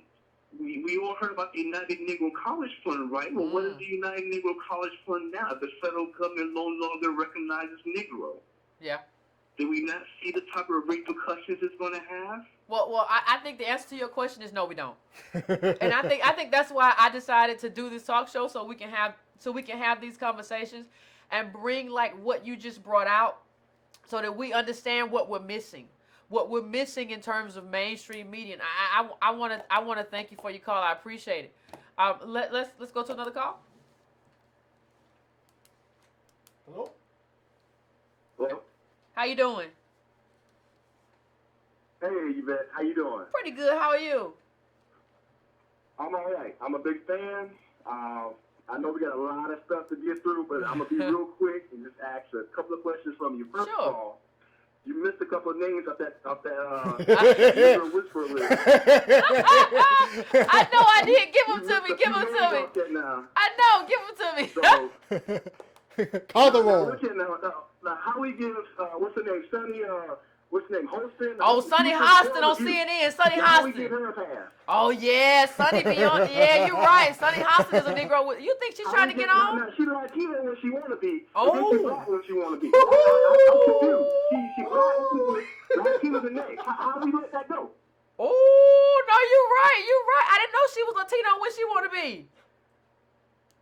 Whenever she needs to be Latino, she's a Latino. But when she needs to be black, all of a sudden, she's speaking on black issues. I'm like, wow, really? Oh, she's a chameleon. How did we forget about DeRay McKesson? Who? Oh, DeRay. You mean DeRay. Oh, DeRay. Oh, DeRay. No, you're right. Mr. Black Lives Matter, who's connected to charter schools, who's connected to white corporate Teach for America. Oh, you're right. I don't think he's got a chance. Elected by Twitter to be the new black leader. Yeah. How did we miss that? I mean, seriously, he was elected. It wasn't a vote taking. Twitter just said he's our new black leader. The white media says he's our new black leader. And here he is, our new black leader. I mean, I feel like being black, we don't even own it anymore. No. It's like a business. And I feel like Black Lives Matters, and I feel like the Al Sharptons of the world, and Mark Morale, I don't know how we forgot about him. He on that list too. Mark Lamont? No, hey. Now that one kind of. I don't know how we. No, you're right. We don't own it. He did it. You know, being black is a business, and there are a lot of people making a lot of money. Now, Mark Lamont. The girl from Mark Morial. Oh, Mark Morial, right. These girls are doing well. And they are well connected, and there are other black folks, black leaders that are well connected from black issues. Now, I want to be quick on this. Right now, Hillary Clinton is meeting with the mothers of the movement on election night when she's probably going to be the president of the United States, and she's meeting with the mothers of the movement. I cannot figure that one out. I just don't understand how that makes any logical sense. This is her outreach to black people, the mothers of the movement. Yeah, they're not going to clean my water. That's not us. That does not even represent black people. I don't think so. I could be wrong, but I don't feel that way. No, there are no issues, no black agenda, nothing on the table that goes through these black mothers. And these black mothers are supposed to represent black people. Well, they like Miss Hillary. Yeah, no, I agree with you. Like, but that's the thing. Like we're letting white people pick our leaders. So we let Hillary Clinton go, and I'm not saying anything bad about these mothers. They've suffered, but that doesn't mean because you. No, I apologize. No, I don't mean nothing bad about me the either. I'm just saying that it's not our issue. And when I mean not our issue, if you run down the list, exactly. Yes, black on black violence is our issue. It is a big deal with us. That's an internal thing. That's nothing to do with politics as far as the mothers being on the campaign trail with Hillary Clinton. We got to talk about real issues going on with black people right now. I don't see how they can be the conduit to black people. And it's kind of offensive, to be honest with you, that's who they chose to be our conduit. No. But I know you short on time. So I also want to bring up one thing, too, about these black votes. Okay, Beyonce and Jay-Z, okay, great. They doing wonderful. Well, okay, whatever. But I know you are a big person with criminal justice reform. But me personally, that's not on the top of the ticket. I don't think it should be, because it doesn't matter if we build less prisons or do whatever else. If we don't have jobs or if we don't have an economy, if we don't have housing, bring it home. Matter. We're gonna bring it home, bro. We're gonna live someplace, and for some of them, it's gonna be prison. You just said a mouthful, bro. That's more black politics. He just said more about black politics than Obama did or the entire CBC. He just broke it down. Listen, the prison is there to house people who don't have jobs. And black people don't have jobs. Black people don't have opportunities. So what happens is the prison is there to take you because there's nowhere else for you to go. So you're exactly right. Okay, so you're exactly right in terms of what happens with black people and what happens with black prisons and all of that. You know, if we don't have jobs, where you gonna go but prison? How you gonna do anything? How you gonna make any money? And I think what he said is right in terms of the mothers of the movement too. Like Hillary Clinton doesn't get to determine who leads our movement or who leads what we do. And I got another question for you. Where the fathers of the movement at? How come I don't see Trayvon Martin had a daddy? A lot of these people who were slain had fathers. How come the fathers don't ever get a say so in terms of what happens with this movement? I got a lot of problems, but you know, I think the caller just broke it down in terms of like the issues, in terms of the issues that we have. If we don't have jobs, if we don't have opportunity, it don't matter what you do with the prison. We're gonna end up there anywhere if we don't have no jobs and opportunity, and that's the problem. We got all these good jobs, manufacturing jobs, that are replaced by service industry jobs, and that's a problem. And I think the caller got it right. You got to think about that. If it's no job for us, where are we gonna be except warehoused in prison? So let's go. I think let's go to another caller. Hey, how you doing? I'm doing all right. How about you? Hello? Hey. I'm fine. Hey, so you know what? I wanted to say this. First of all, I want to see, once Obama gets out of office, is he going to accumulate the same wealth as the Clintons? Yes. If he does, that's going to be very interesting. Also, well, I can answer that real quick. I can answer that one real quickly. I took in a lot of slack because I voted third party. Because even I wasn't going to vote in the presidential elections at all, or my option was third party. And, you know, I posed a question to the people that thinks that the bottom is going to fall under if Trump wins. I mean, doesn't the same rules apply to Trump that applies to Obama when they gave Obama a pass, saying that, well, Obama couldn't get this bill passed through Congress? Well, Trump just can't go into the White House and push anything through without Congress or the Senate as well. So the same rule applies. Now, I'm gonna give you my answer, and I want y'all opinion on this. Who is responsible for keeping black people not so politically astute? I mean, the whole country is not politically astute, but who is responsible? Very good question. In my opinion, I'm sorry. That is a very good question. And I'm gonna let you. I'm gonna hang up and let you guys give y'all opinion. In my opinion, I think years of these civil rights organizations that's nothing but Democratic proxies. I think the Congressional Black Caucus, because for years, even when I wasn't politically astute, I always thought that these organizations like the NAACP, the Urban League, the Congressional Black Caucus, I thought that they were safeguards for me. But now you hear these revelations where they're nothing but proxies for the Democrats. There you go. What's your guys' opinion? No, I would agree with you. If you asked the question like, what is the reason for black people not knowing certain things? How have we been led so far astray? And I think the black misleadership class plays a central role in that. We can talk about the media, and I can talk about that later. But the black misleadership class, we have black politicians. Listen, let's just take it back. Regardless of how you felt about Bernie Sanders, whether you were a Bernie Sanders supporter or not, he was talking about investing in black communities.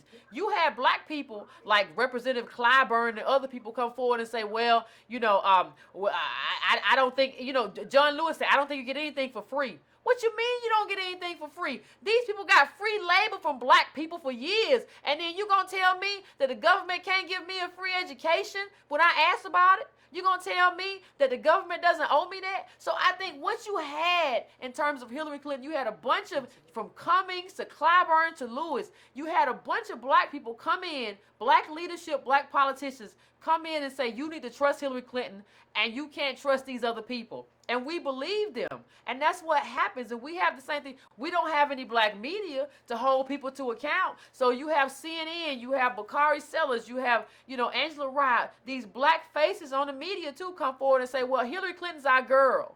You have Michelle Obama say Hillary Clinton's my girl. So you have this conglomeration of people just come in and just intentionally misinform us and not allow us to have a conversation, a debate amongst ourselves. But I would say chief among the people who misinforms us is the black misleadership class, the black Congressional Black Caucus, and the people that we've elected to represent us in Congress. Yeah, I mean, I can say a few words about this too, because I actually think it's been a longer process. It's been about I want to say, black people have been complicit since at least 92, maybe Oprah before that. But it's been complicit in the idea that we need to get other black people to tell other black people that government can't do anything for them.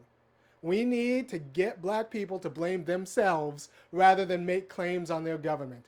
That's been the line. That's the line you've been getting in media. That's the line that your first black president's been telling black people. That's the line that Oprah told all of the white people.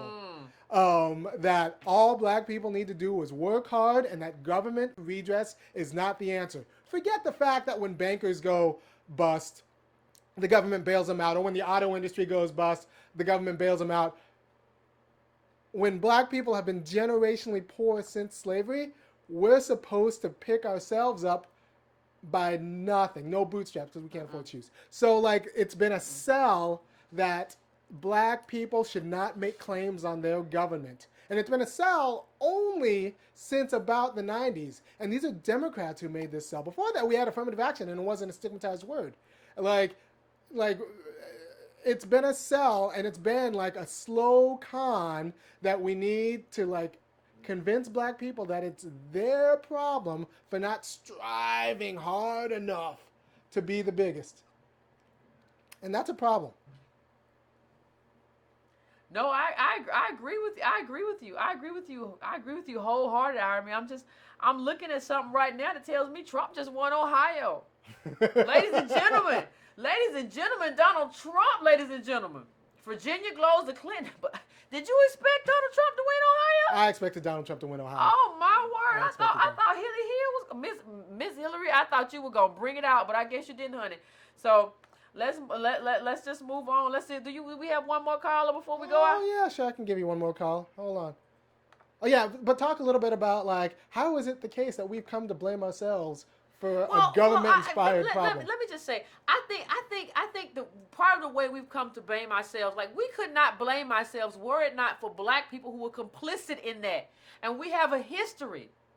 We have a history in this country of black people behaving in a way that stigmatizes other black poor people. We see it with the whole pull up your pants thing, in the sense that if you pull up your pants, then all of a sudden you're going to have access to white capital. You're going to have jobs. You're going to have all this stuff. No, if you pull up your pants, you pull up your pants. That may mean you get through an interview, if you go on an interview, but that doesn't mean anything in terms of wealth. That doesn't mean anything in terms of generational wealth, inheritance. You didn't get that. I didn't get that because we're descendants of slaves. That's why we didn't get it. So you have this whole black respectability politics that sort of speaks to, well, you didn't get it because it's something that you did. If there's only one thing that I want to do, I want to destroy the notion that what's wrong with black people is because of black people. It's not. All right, one more call. Last call. Good evening. How you doing? Hello? How you doing? Pretty good. Hi. Hello? I'm here. Hello? Hey, can you hear me? Yvette. Hey. Listen, you know, when we talk about respectability politics in the black political class, the reason they get away with this stuff is because they've not been made to be accountable for it. And these people have to be confronted, and I'm talking about at every turn, whether it be, you mentioned Negro whisperers, and their neophytes, these black preachers. And you know, for instance, I live in PG County, Maryland. PG County is the richest black county, but at the same time, it's a mess because you got a black Democratic machine that has made a total mess of PG County, and you know the same contractors get contracts, but and you know that's about it, and everything else goes by the boards. Now, at the same time, you know, you mentioned Angela Rye. She lives in PG County. Yet at the end, claims, you know, she's doing well and, you know, her friends are doing well, so forth and so on. But I would say to you, she don't live in the Woodmore South. And more specifically, again, we got to confront these people because I used to argue with John Lewis in the barbershop in Atlanta every Friday, right on Martin Luther King Jr. Drive. And there were people in that shop used to always thought, they would think I was crazy, but when I'm asking him policy questions and I'm asking about his voting record in Congress, yet at the same time looking at what it did for the district that he represented. Oh man, for poor working class black people in the county that John Lewis and the other members of the CBC represent, it's dismal. Yeah. Wow. And this is PG. This is the most. And in the next 20 years, I'm telling you, in the next 20 years, you're going to see more people like Angela Rye who are more vile, more vicious.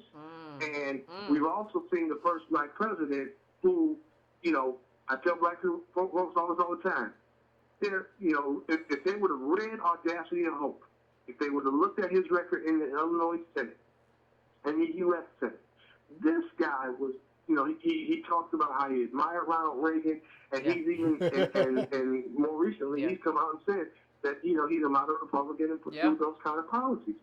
This shows you clearly this is class warfare, and people need to stop talking about what people are cooling. No, this is class warfare against poor working class black folks. This is the truth. And if you think that, No, I'm saying you're right. I'm agreeing with you. Go ahead. And if you think that folks, you know, we see that, you know, Michelle Alexander has a book out talk about mass, the new Jim Crow. No, it's mass class incarceration because the people who are going to jail are poor black folks. It ain't all of us who going. And here's the other thing: the folks who are getting shot by the police are 18 to 35 young black men and women, you know, barely out of high school. Okay. The folks who ain't got a job, if you can't jail them, you kill them or you crush them with poverty. There you go. And we best believe that the black political class don't give a damn about the rest of us. And you know, that calls for solutions on our part, but the other part is to confront these people at every turn, because if you don't, trust me, history is real clear about a couple of things. The German middle class was the one that elected Hitler, okay? Yeah. And we could see Donald Trump winning tonight, okay? Because he's still in the lead with 10 states too close to call, okay? And, you know, and then you got, and what will happen is, you know, you guys have touched on it tonight. You got, how is it that black folks are being blamed for their own problems?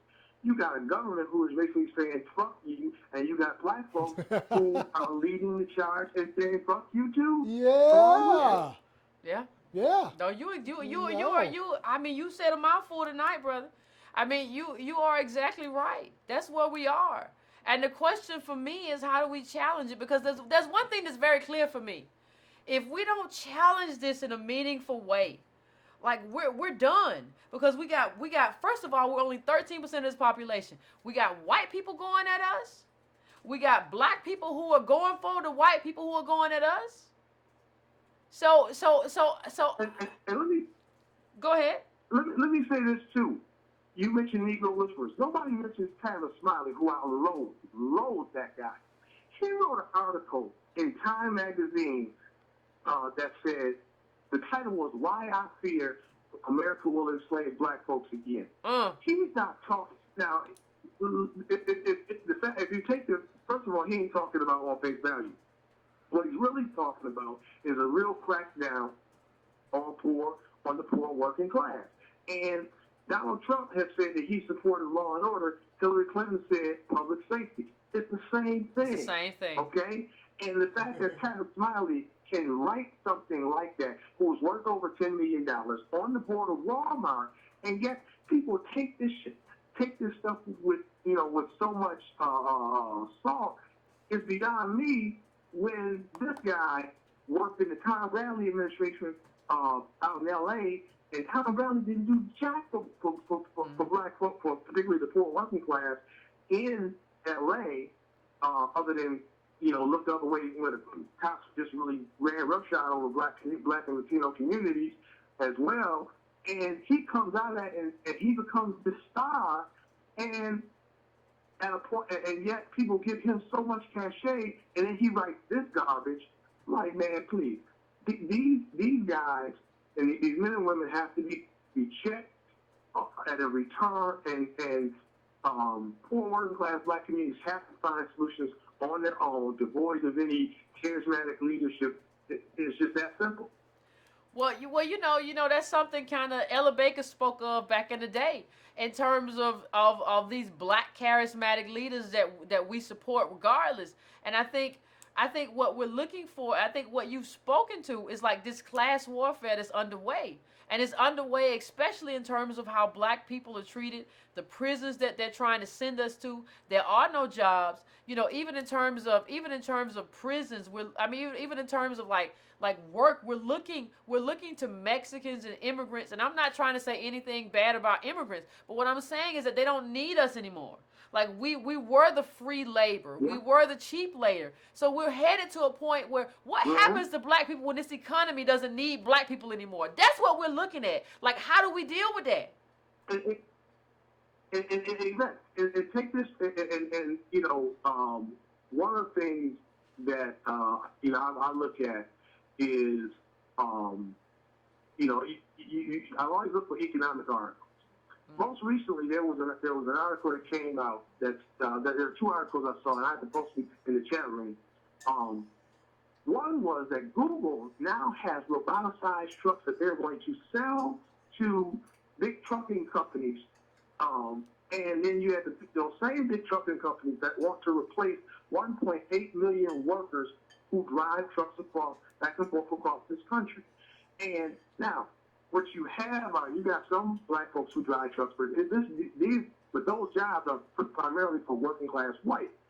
And I always say to folks, we don't necessarily have to empathize with the white working class, because the bottom line is those folks. I can't feel sorry for a group of people who have always hated me based upon race, when yet from a class standpoint they live just as bad, if not worse, than us in a lot of respects. And now what you see with these militias and other groups, what they really want is to be able to do the job, to finish the job, particularly on poor working class black folks, and has shown as much. In 2010, at the Tea Party National Convention, white nationalists advocated a whites-only social safety net. This is, Obama had only been in office a year, and the Great Recession was, had the country by the grip. And white men white representatives in $5,000 suits from Wall Street laughed at them and said, hell no, you got to go too. And these guys looked at them in amazement. But yet at the same time, we know that if the U.S. ruling class is willing to throw them under the bus, what's going to happen to us? What's going to happen to us? What's coming for most of us? All right, so I have a few things to say about this. I mean, it's true, the white working class, they're a bunch of racists. Like, they will lose money to stay away from Negroes. Like, that's true. But the deplorable and the thug have more in common than any of us want to admit. I agree with you, Robbie. I agree with you, brother. Right. I do.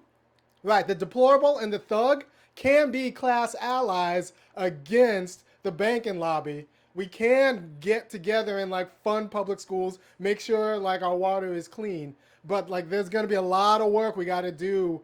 There's just we need a better class of white people. But here's the thing. We need a better class of white people, because when you say the work we got to do, no, it's the work white people got to do. This is the work. This is the work white liberals should be doing, but they're not. Yeah, this is the work poor white people got to do. I mean, you mentioned this Google truck. Did you see the Uber? Did you see Uber put a truck of beer on the highway that drove all the way to deliver a bunch of beer? People don't understand what that means. Your job is over. Pretty soon, like, they got people driving Uber. It won't be no Uber cars for long. But as long as there is Uber cars, they will have people driving Uber. Like, that ain't no money. Yeah, there will be no Uber millionaire. Put out a business in Maryland. Okay. Because the Maryland legislature has not found a way to just license them, because Uber won't comply with getting licensure, and then you just recently had a situation where an Uber driver picked up a woman in Washington D.C. from a club. She was drunk, and he took her to a hotel in College Park, Maryland, and molested her, took her money, and used her credit card, and they caught him. Okay. Uber is going to be in trouble. But if you look at what Uber is showing you how capitalism has become more predatory, and it runs roughshod over unionized structures. You know, cabs aren't necessarily unionized, but it is a unionized structure in the fact that they got to have licenses and they working for companies, so forth and so on. I don't want to. These are the things that we're seeing. I don't want to interrupt you, but listen, and I'm gonna let you finish. But Uber shouldn't even be here. Like, with the labor laws that we had in place, Uber shouldn't even be. The fact that Uber is here at all is like a testament to how capitalism has just devoured everything. And go ahead, I'm sorry. Mm-hmm. Oh, and then too, you talk about capitalism devouring everything. People need to look at there's some cases that are in the that are in some of the federal courts out west in regard to pensions. Wall Street is poised to be able to have more access and be able to run roughshod over pension funds than they ever have. In addition to the fact that if Hillary Clinton gets in, they're going to be able to go after Social Security the way they want to. And by the way, remember, Barack Obama failed with the grand bargain. Mm-hmm. Bush failed with the privatization, and so did Bill Clinton. But the thing is, these things are right here in our faces. And let's be clear about another thing. We mentioned the white working class and the work they got to do. You best believe that many of them would have some of that population would not have to plow with Social Security being gone, even though they'd be out in the street. No, you're right. And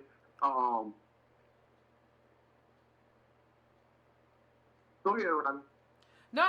That was Yvette. I was just saying you're right. No, I think you're right. I think you're right. But the key for me is, like, I hear you talking about these issues, and so the key for me is, how do we get other black people? Like, this is the only reason I'm doing this show, and is to get other black people to understand and kind of interpret, like, this is what was going on. Like, you understand what's going on. I need black people to understand, because we're finished. If we don't get some kind of political education right now, like, we're done. Yvette, yes. I agree with you wholeheartedly in that. I studied in college. I was an activist. I still do. I still do what I can where I can. And the reality of it is we're facing a couple things. We underestimate that there's a subsection of the black community that is enamored with black faces on television, and even more so. And you got even more.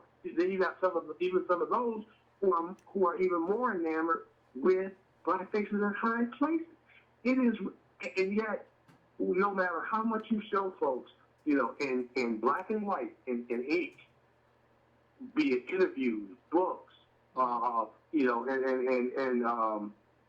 videos like this, that these folks mean all harm and no good. You got some people, we got to come to the realization that some folks are just going to have to be left to their own devices because, and I hate to even say that, but I mean, what is it going to take to realize that the first black president has cut $88.7 billion over 10 years in AFDC?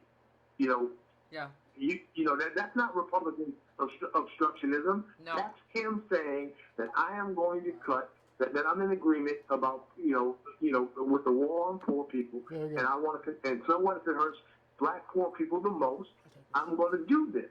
All right, so this is actually a great point, Because Byron Allen actually right now is in the middle of a lawsuit suing our first black president, like on civil rights ground, because he's administrating over a government that's not throwing money at black people, like not spending money on black people, not spending money with black-owned businesses. Like there's a $2 billion advertising budget that the government has discretion over. His executive office has discretion over. None of that advertising money went to black-owned businesses. That's stuff like Go Army, Go Navy, whatever. Like that's discretionary income that a black president who cares about black people and cares about black businesses would make sure at least, say, 13% of the money went to. But like he just doesn't care about black businesses. He doesn't care about black people. He doesn't care about poor black people, that's for sure. And like he's not willing to use any political capital or any of the power that he has to make sure that there's money that goes into black pockets. Like that's what we need a government to do. And if he's not willing to do that, I'll take the white president. Can't figure it out. Hey, you got a point. And just for those who think that somehow, people like Kathy Hughes, who owns Radio 1, you would think, she made her bones a long time ago in the Republican Party. And, she reorganized under Bearing Point. And, Radio 1 got a serious channel. And some of you hear Negro Whispers and Waiting on her channel. And then you got the odious Joe Madison. She gets advertising dollars, but she gets them from, I don't know where she gets them from. But at the same, but Rodney has a point about that budget that should be going to places, for independent black media. Yeah, no, you're exactly right. Let's take another call. Thank you for your time, man. Thank you, bro. I appreciate it. Yep.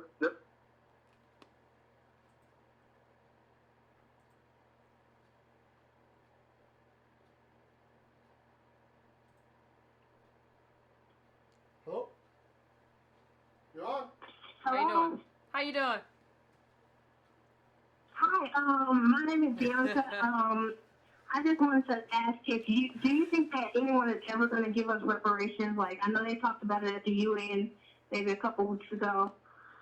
I don't know. I don't really believe it, but someone needs to do something. The dude, they got $12 million from Obama last year, I believe. So what do you think? I mean, I think Obama gave money to Holocaust survivors, and Holocaust didn't even happen here. The Holocaust is not an American tragedy. It's a tragedy. It's a genocide, certainly. And I have empathy for the survivors and for their children. But the truth of the matter is that didn't even happen here, right? That didn't happen here. Yeah, sure.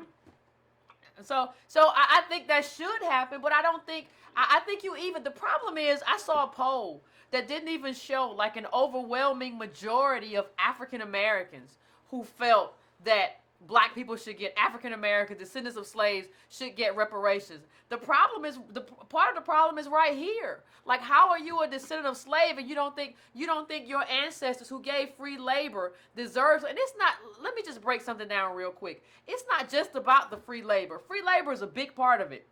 But during that period where we were enslaved, where our ancestors were enslaved, what you also had is that the barons of capital were amassing wealth. Like, nothing is static. People talk about building wealth now. No, we're a developed nation now. This nation already has wealth. And that wealth was built way back when on our backs. And we're not going to get that new wealth now because America's developed. Like, that was the time we were developing. When a country is developing, that's the time to get money. That's why you see the Clinton Foundation and all these emerging markets, because now is the time for them for capitalists to get money. So what we got to do is extract money from the people who made money off our backs. But the thing is, a lot of African Americans don't understand enough about wealth and wealth creation to understand that was a window, and that window doesn't exist now. So what they say is, well, I can still get money. I can still go get it. No, like that was the period where it got.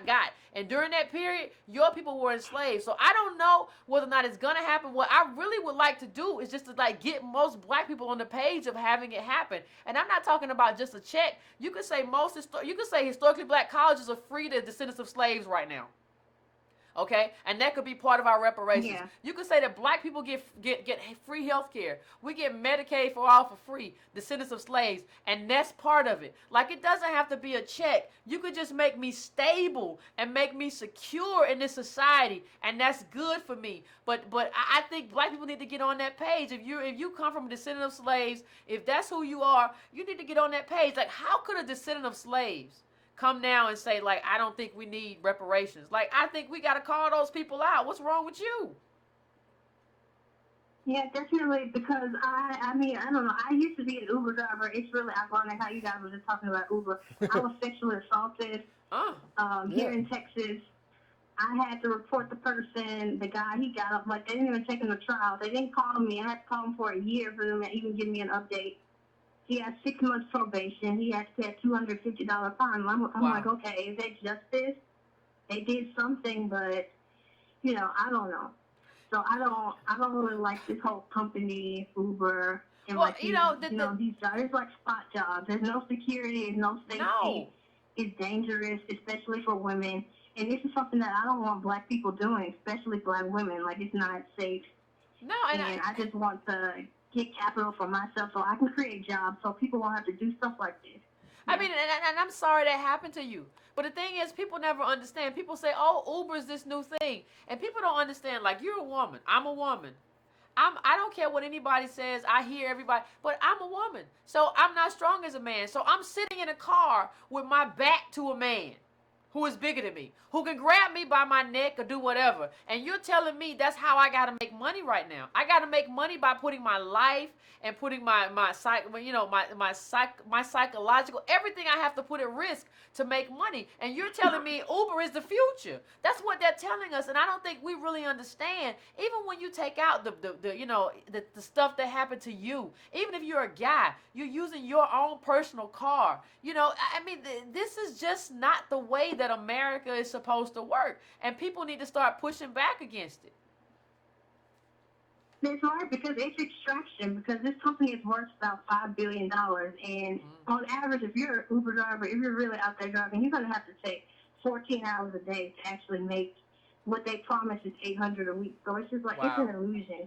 And it's almost like free labor. It really is, because you don't get paid enough for what you do. So, no, I appreciate you for this show, and thank you for just being a voice of reason and like speaking the truth.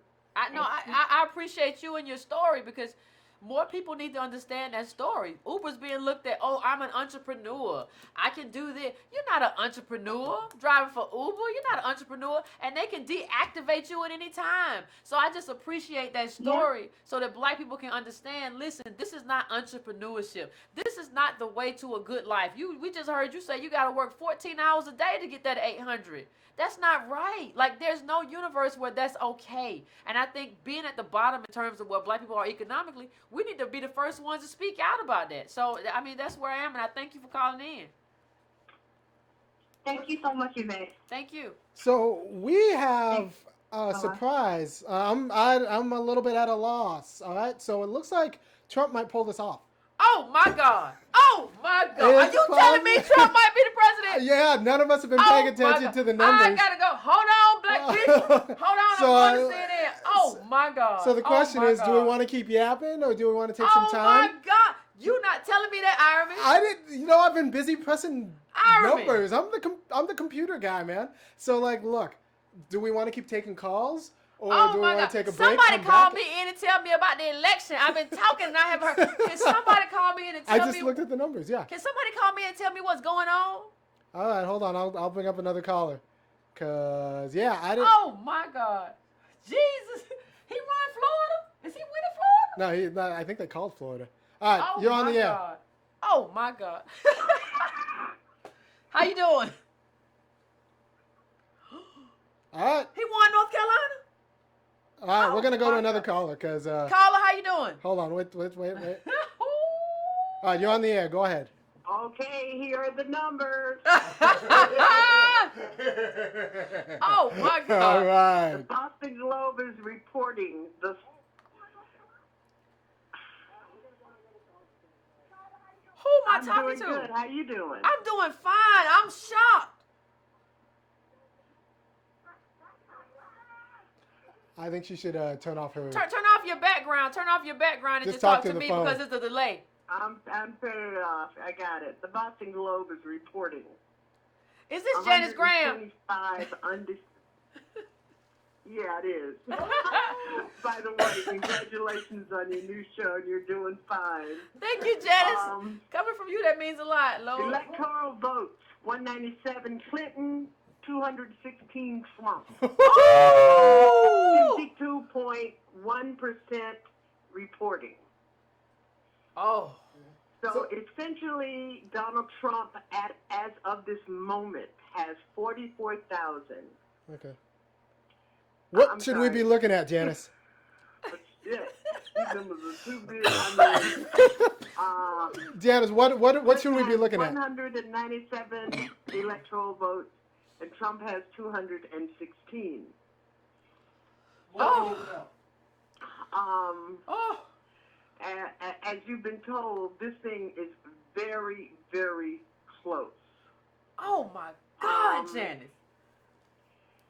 It looks like the states to watch: Arizona, Colorado, Florida, Iowa, Nevada, North Carolina, which Trump has taken.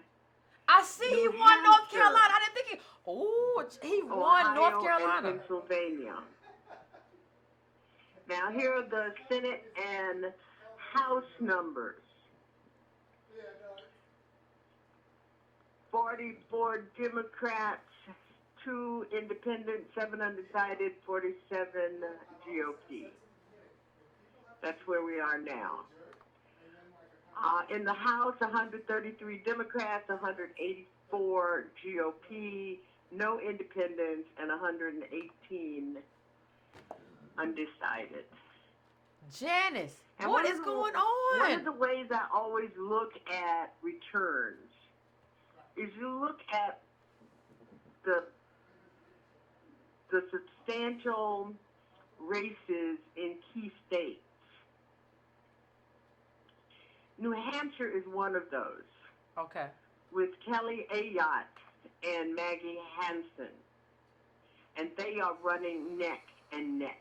Ooh, Janice, And neck you and neck look ain't at good. some of the referendum items in states where you think that you have one party or the other. In Massachusetts, that would be before we know what's happening here. People are still at the polls in Detroit in line. Whoever. This country is going to. We clearly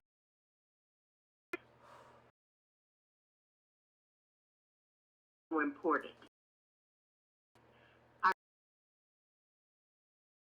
Activists and stock futures, the global stock futures have plummeted 700%. Yeah, that's you know what? I'm actually good with that because I don't have any money in the market. I'm black. Like black people, let's stop pretending. But that's an indication. Right. Like they don't like the market hates instability, and Trump to them is instability. Unstable. And the fact that he's still in this, like Trump was supposed to be gone. Like from what I was saying, I put up a video yesterday that said Hillary Clinton's going to be our next president. Well, that's on the you. fact that we're still having this conversation lets me know that people are upset, and especially white working class people are pissed, and they're not taking this stuff lying down. I mean, this is detrimental. All right, we're gonna keep going. Well, I thank you, Janice, for calling in and letting me know what was going on, because I did not know. I appreciate it. I gotta call you after this too. Oh my God. Hold on, we're gonna keep going. Yeah, keep going. Let's talk to the people. Oh my God. Hello? How you doing? Yvette? Yes, absolutely. Good. Turn off your. Good. How are you? Pretty good. How are you? Ask him to turn off his. Can you turn off your background where you're listening to the right? Can you turn off to the background where you're listening to the show? just talk I'm going to say a million, right? And I just realized that we went to Hillary. We're not talking about how Hillary stole this election, how she cheated her butt off to get the election. Well, she might not have stole anything. Trump is in this game.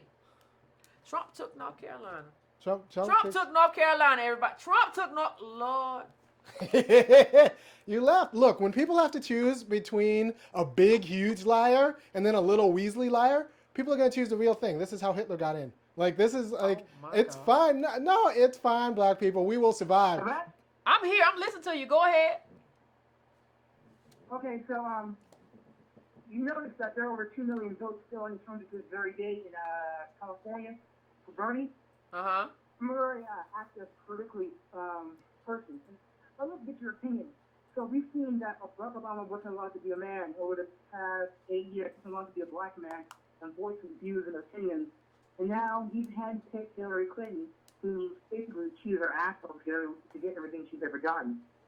So how come blacks have went from supporting Barack Obama to the new neoliberal warmonger, to the fusion of the worst Republican and Democratic ideas? Apparently, black people didn't support him. Bernie Sanders. She threatened Bernie Sanders, and she paid them off. Now she's supposed to be, she's our candidate, the candidate for women, the candidate for gay people, the candidate for black people. Her husband was 3 strikes and you're out policy. Her husband, he said, I'll protect white America, keep white America safe by building. She gave jobs to lower white class people by essentially building more super prisons in the Midwest, by incarcerating more black men. She cut off black men from welfare, forcing them to do sex work. So how can this woman now be our new commander-in-chief? How can blacks and young people be supporting her? Why aren't people voting for people like Jerry Johnson or Joe Stein? People like them. Well, because they don't have the money. They don't have the money for the message. Like that's the key issue. Excuse me. Jill Stein doesn't have the money for the message.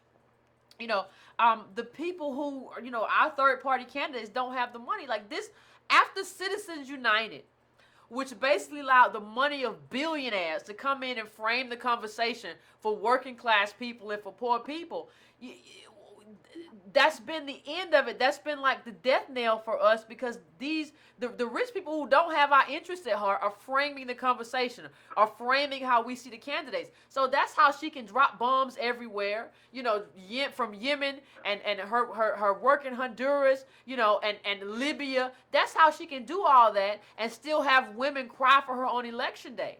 Because we don't have the money, and the money is the message. The money is the media. And that's kind of why we're stuck. So I think that goes to your question. Oh, and Yvette, you heard about Elizabeth Warren giving her approval of Hillary Clinton along with Barack Obama? Elizabeth Warren just committed political suicide by giving out her endorsement that she thought that Hillary was going to make her VP. And I wonder, will Hillary stop the hunting the nigger down season that we seem to be living in, where you essentially murder black men, women, and children and not be prosecuted for it? And why aren't the attorneys, prosecuting these police officers? You don't need a grand jury to prosecute. You need prosecutors. So, I mean, there's so many things that are going on that I think will be a lot worse, including nuclear wars. Lots of issues that's been there. So, I really have to say, though, I mean, if I had to make a choice on that gunpoint, the choice between Hillary or Trump, because Hillary's record. Yeah, I hear you. I hear you. No, I agree with you. We're gonna keep it pushing and go and take another call. But no, I hear exactly what you're saying. I hear you. So, you know, it's gonna be an interesting night, though.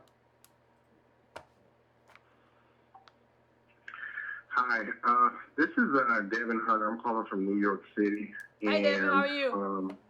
I just wanted to say that I don't know about it. I don't know about politics as much as you do. So when you say, well, Trump, he's not going to get anything done, he's not going to do this, I guess I don't really understand politics, because from my perspective, as a so-called black voter, I voted for Trump today because I truly believe this guy. And listening to you, and I know how smart you are when you say that Trump is, he's not going to get anything done. I mean, I want to believe you because I know how smart you are. Thank you. But my heart tells me when I see him praying, and when he's with Omarosa and these other black people who, Omarosa, she seems sincere to me. I don't know. I'm not picking up on any kind of dishonesty. And I'm pretty good at judging character. I want to believe. I never heard a white person use the N-word until those SAE pics came out with the college kids on the bus saying, nigger, and I wouldn't know niggers at SAE. That was my first time hearing a white person in real life, not in a movie, in real life, use the N-word in 2014. My first time. Is that strange? Well, no, I don't think so. Go ahead, Iremy. What do you think? All right, so Trump's not going to do anything for us. I'm not going to pretend that he has some structural advantages. First of all, the Republican Party is a mess with Trump as an actual president. They have to figure out who they are and what they're going to do. So he's got some structural problems governing. And so it's going to take him I think it's going to take him probably 2 years to learn how to govern. And that 2 years is going to get us to the midterms. And then second of all, he is a wonderful target for the left. Like if I'm on the left and I'm an organizer, I care about clean water and public schools. And he's great as a president to organize against. When I came up as a union organizer, what they tell you is the best organizer, your best friend, is the bad boss. Trump is the perfect bad boss. If you're on the left and you're like me, who wants teachers unions, who wants for us to change the game with respect to how we talk about water, how we talk about schools, how we talk about black businesses, Trump is the perfect person to have on the other side because I just have to get everybody else now on my side. The nightmare is a Hillary Clinton who will say all of the right things and kind of give you a quarter of what you want. No sound, I'm here. No sound. We lost sound on me? A quarter of what you want? No, I'm here. Okay. So they'll get the nightmare is a Hillary Clinton who will give you a quarter of what you want and then just say, well, you're on your own. And that's what you can't do. With Trump, we can fight hard, we can fight for everything, and then clear everyone out in the next 2 or 4 years and get the public goods that we deserve. So that's why I like Trump, and I find it kind of impossible to deal with a Hillary Clinton because Hillary Clinton has a capacity to actually change the message and make people like me irrelevant and have black people blaming themselves while she hands out pennies and then say well, for the rest, you're going to have to figure it out. Clean water, well, for the rest, hold a fundraiser, figure it out. So that's why Trump as a strategy is actually the better candidate for us right now because we can't move Hillary Clinton. Right now, if we try to move Hillary Clinton, if we try to tell Hillary Clinton to take care of our needs, they're going to be an army of pantsuited white women and some black bourgeoisie who tell us that we just don't know how government works. Sit down. Be happy with your pennies. Be nice to Miss Hillary. You're just sexist. That's the discourse we don't want. Nobody's going to be able to tell Hillary Clinton anything on the left. If you want to know what that looks like, look at Rahm Emanuel in Chicago. I don't see a way to move Hillary Clinton. I do see a way to move Trump either where we want him or move him out. And I definitely think Trump complicates the Republican Party in a way that's good for Democrats, or at least Democrats like me who care about public goods. I guess that's what I have to say about the issue. Right. And can I just ask you guys one more thing? How do you guys feel about all of this stuff that's coming out about in these Podesta emails about these pizza parties and child rape and devil worship and spirit cooking? So I'm not what so are much. Your thoughts on this? I'm not so much worried about that kind of stuff with the Podesta emails. What the Podesta emails showed me was that the DNC, your Democratic Party, is garbage. Your Democratic Party from top to bottom is garbage. And what you have with a garbage party, that's always going to be worse for the worst people. That means poor black people. Like when the party is that corrupt, when everyone lies as a way of doing business, that's going to be worse for the people who need a functioning government the most, and that is for descendants of slaves. So like the Podesta emails conveyed to me unequivocally that the DNC is run through with garbage. And now, if a Trump wins, what I can do at my next Democratic meeting, my next Democratic county meeting, is I can tell those people to sit down. Sit down, we're going to talk about public goods. Yeah. And Totally agree. Yeah. Totally agree. Well, thank you. Thank you so much, and thank you for all you do. Thank All you. right, I think we have Antonio on the line. Thank Want to you. take him? Yeah, go ahead. What is going Antonio! They just called Florida. They just called Florida for Trump. Oh my God. North Carolina, Ohio, Florida. Dude, oh my God. So let's look at it. He took Ohio, he took Florida, he took North Carolina. It's going to be Let's look now, Wisconsin. I'm going to ask you something. Well, let me pose it as a statement with a request that you respond. Does this mean that black people have just made themselves politically impotent? Like basically by not coming out. I think not it's coming out of North Carolina. I think it's worse than that. Like even if we had come out, we would have come out in favor of Hillary. I think we've made ourselves a pariah to Republicans. Like even if all the black people in North Carolina had came out, we would have came out for Hillary. And then Trump would have still won. I think if Trump wins tonight, what we see is like all of the stuff that we did, all the nasty stuff. Well, you know, I'm not Trump should we ain't poor, and Trump should come and speak to black people. And then we came to speak to black people. We didn't show up. I think all of the stuff that we did, if Trump wins tonight, is gonna come back to bite. And I told us not to do it anyway. And it's a trick because even if she wins, because they're saying it's so close, it could actually be 269 when we go to sleep. And it comes down to congressional districts in Maine. Like who got, and he went to Maine like way more than her. Like that one last like electoral, it could be like the end of it 270, 269. What does this also mean about how incompetent she was as a candidate?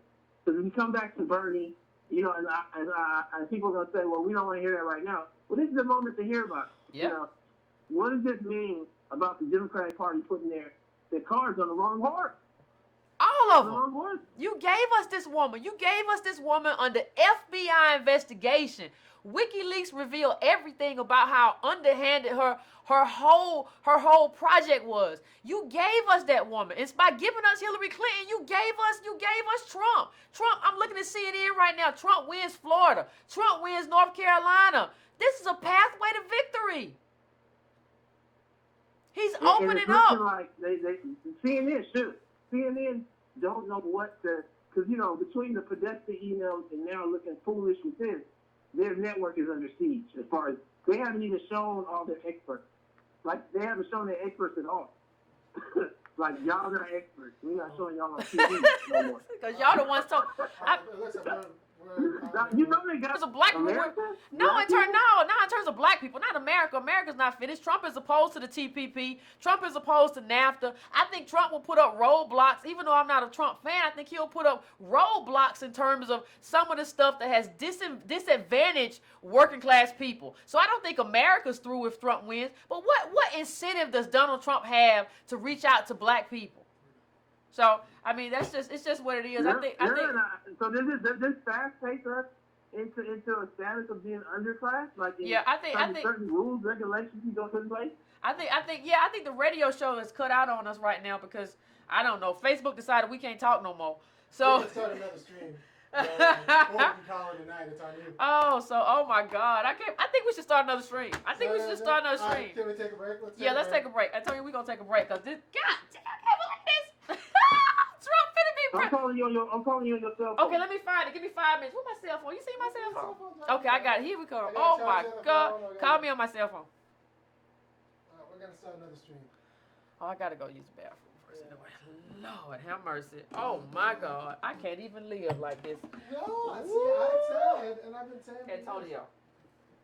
Antonio, we screwed up. We should have got that Trump interview. I know, wasn't no pathway, but man, oh my God.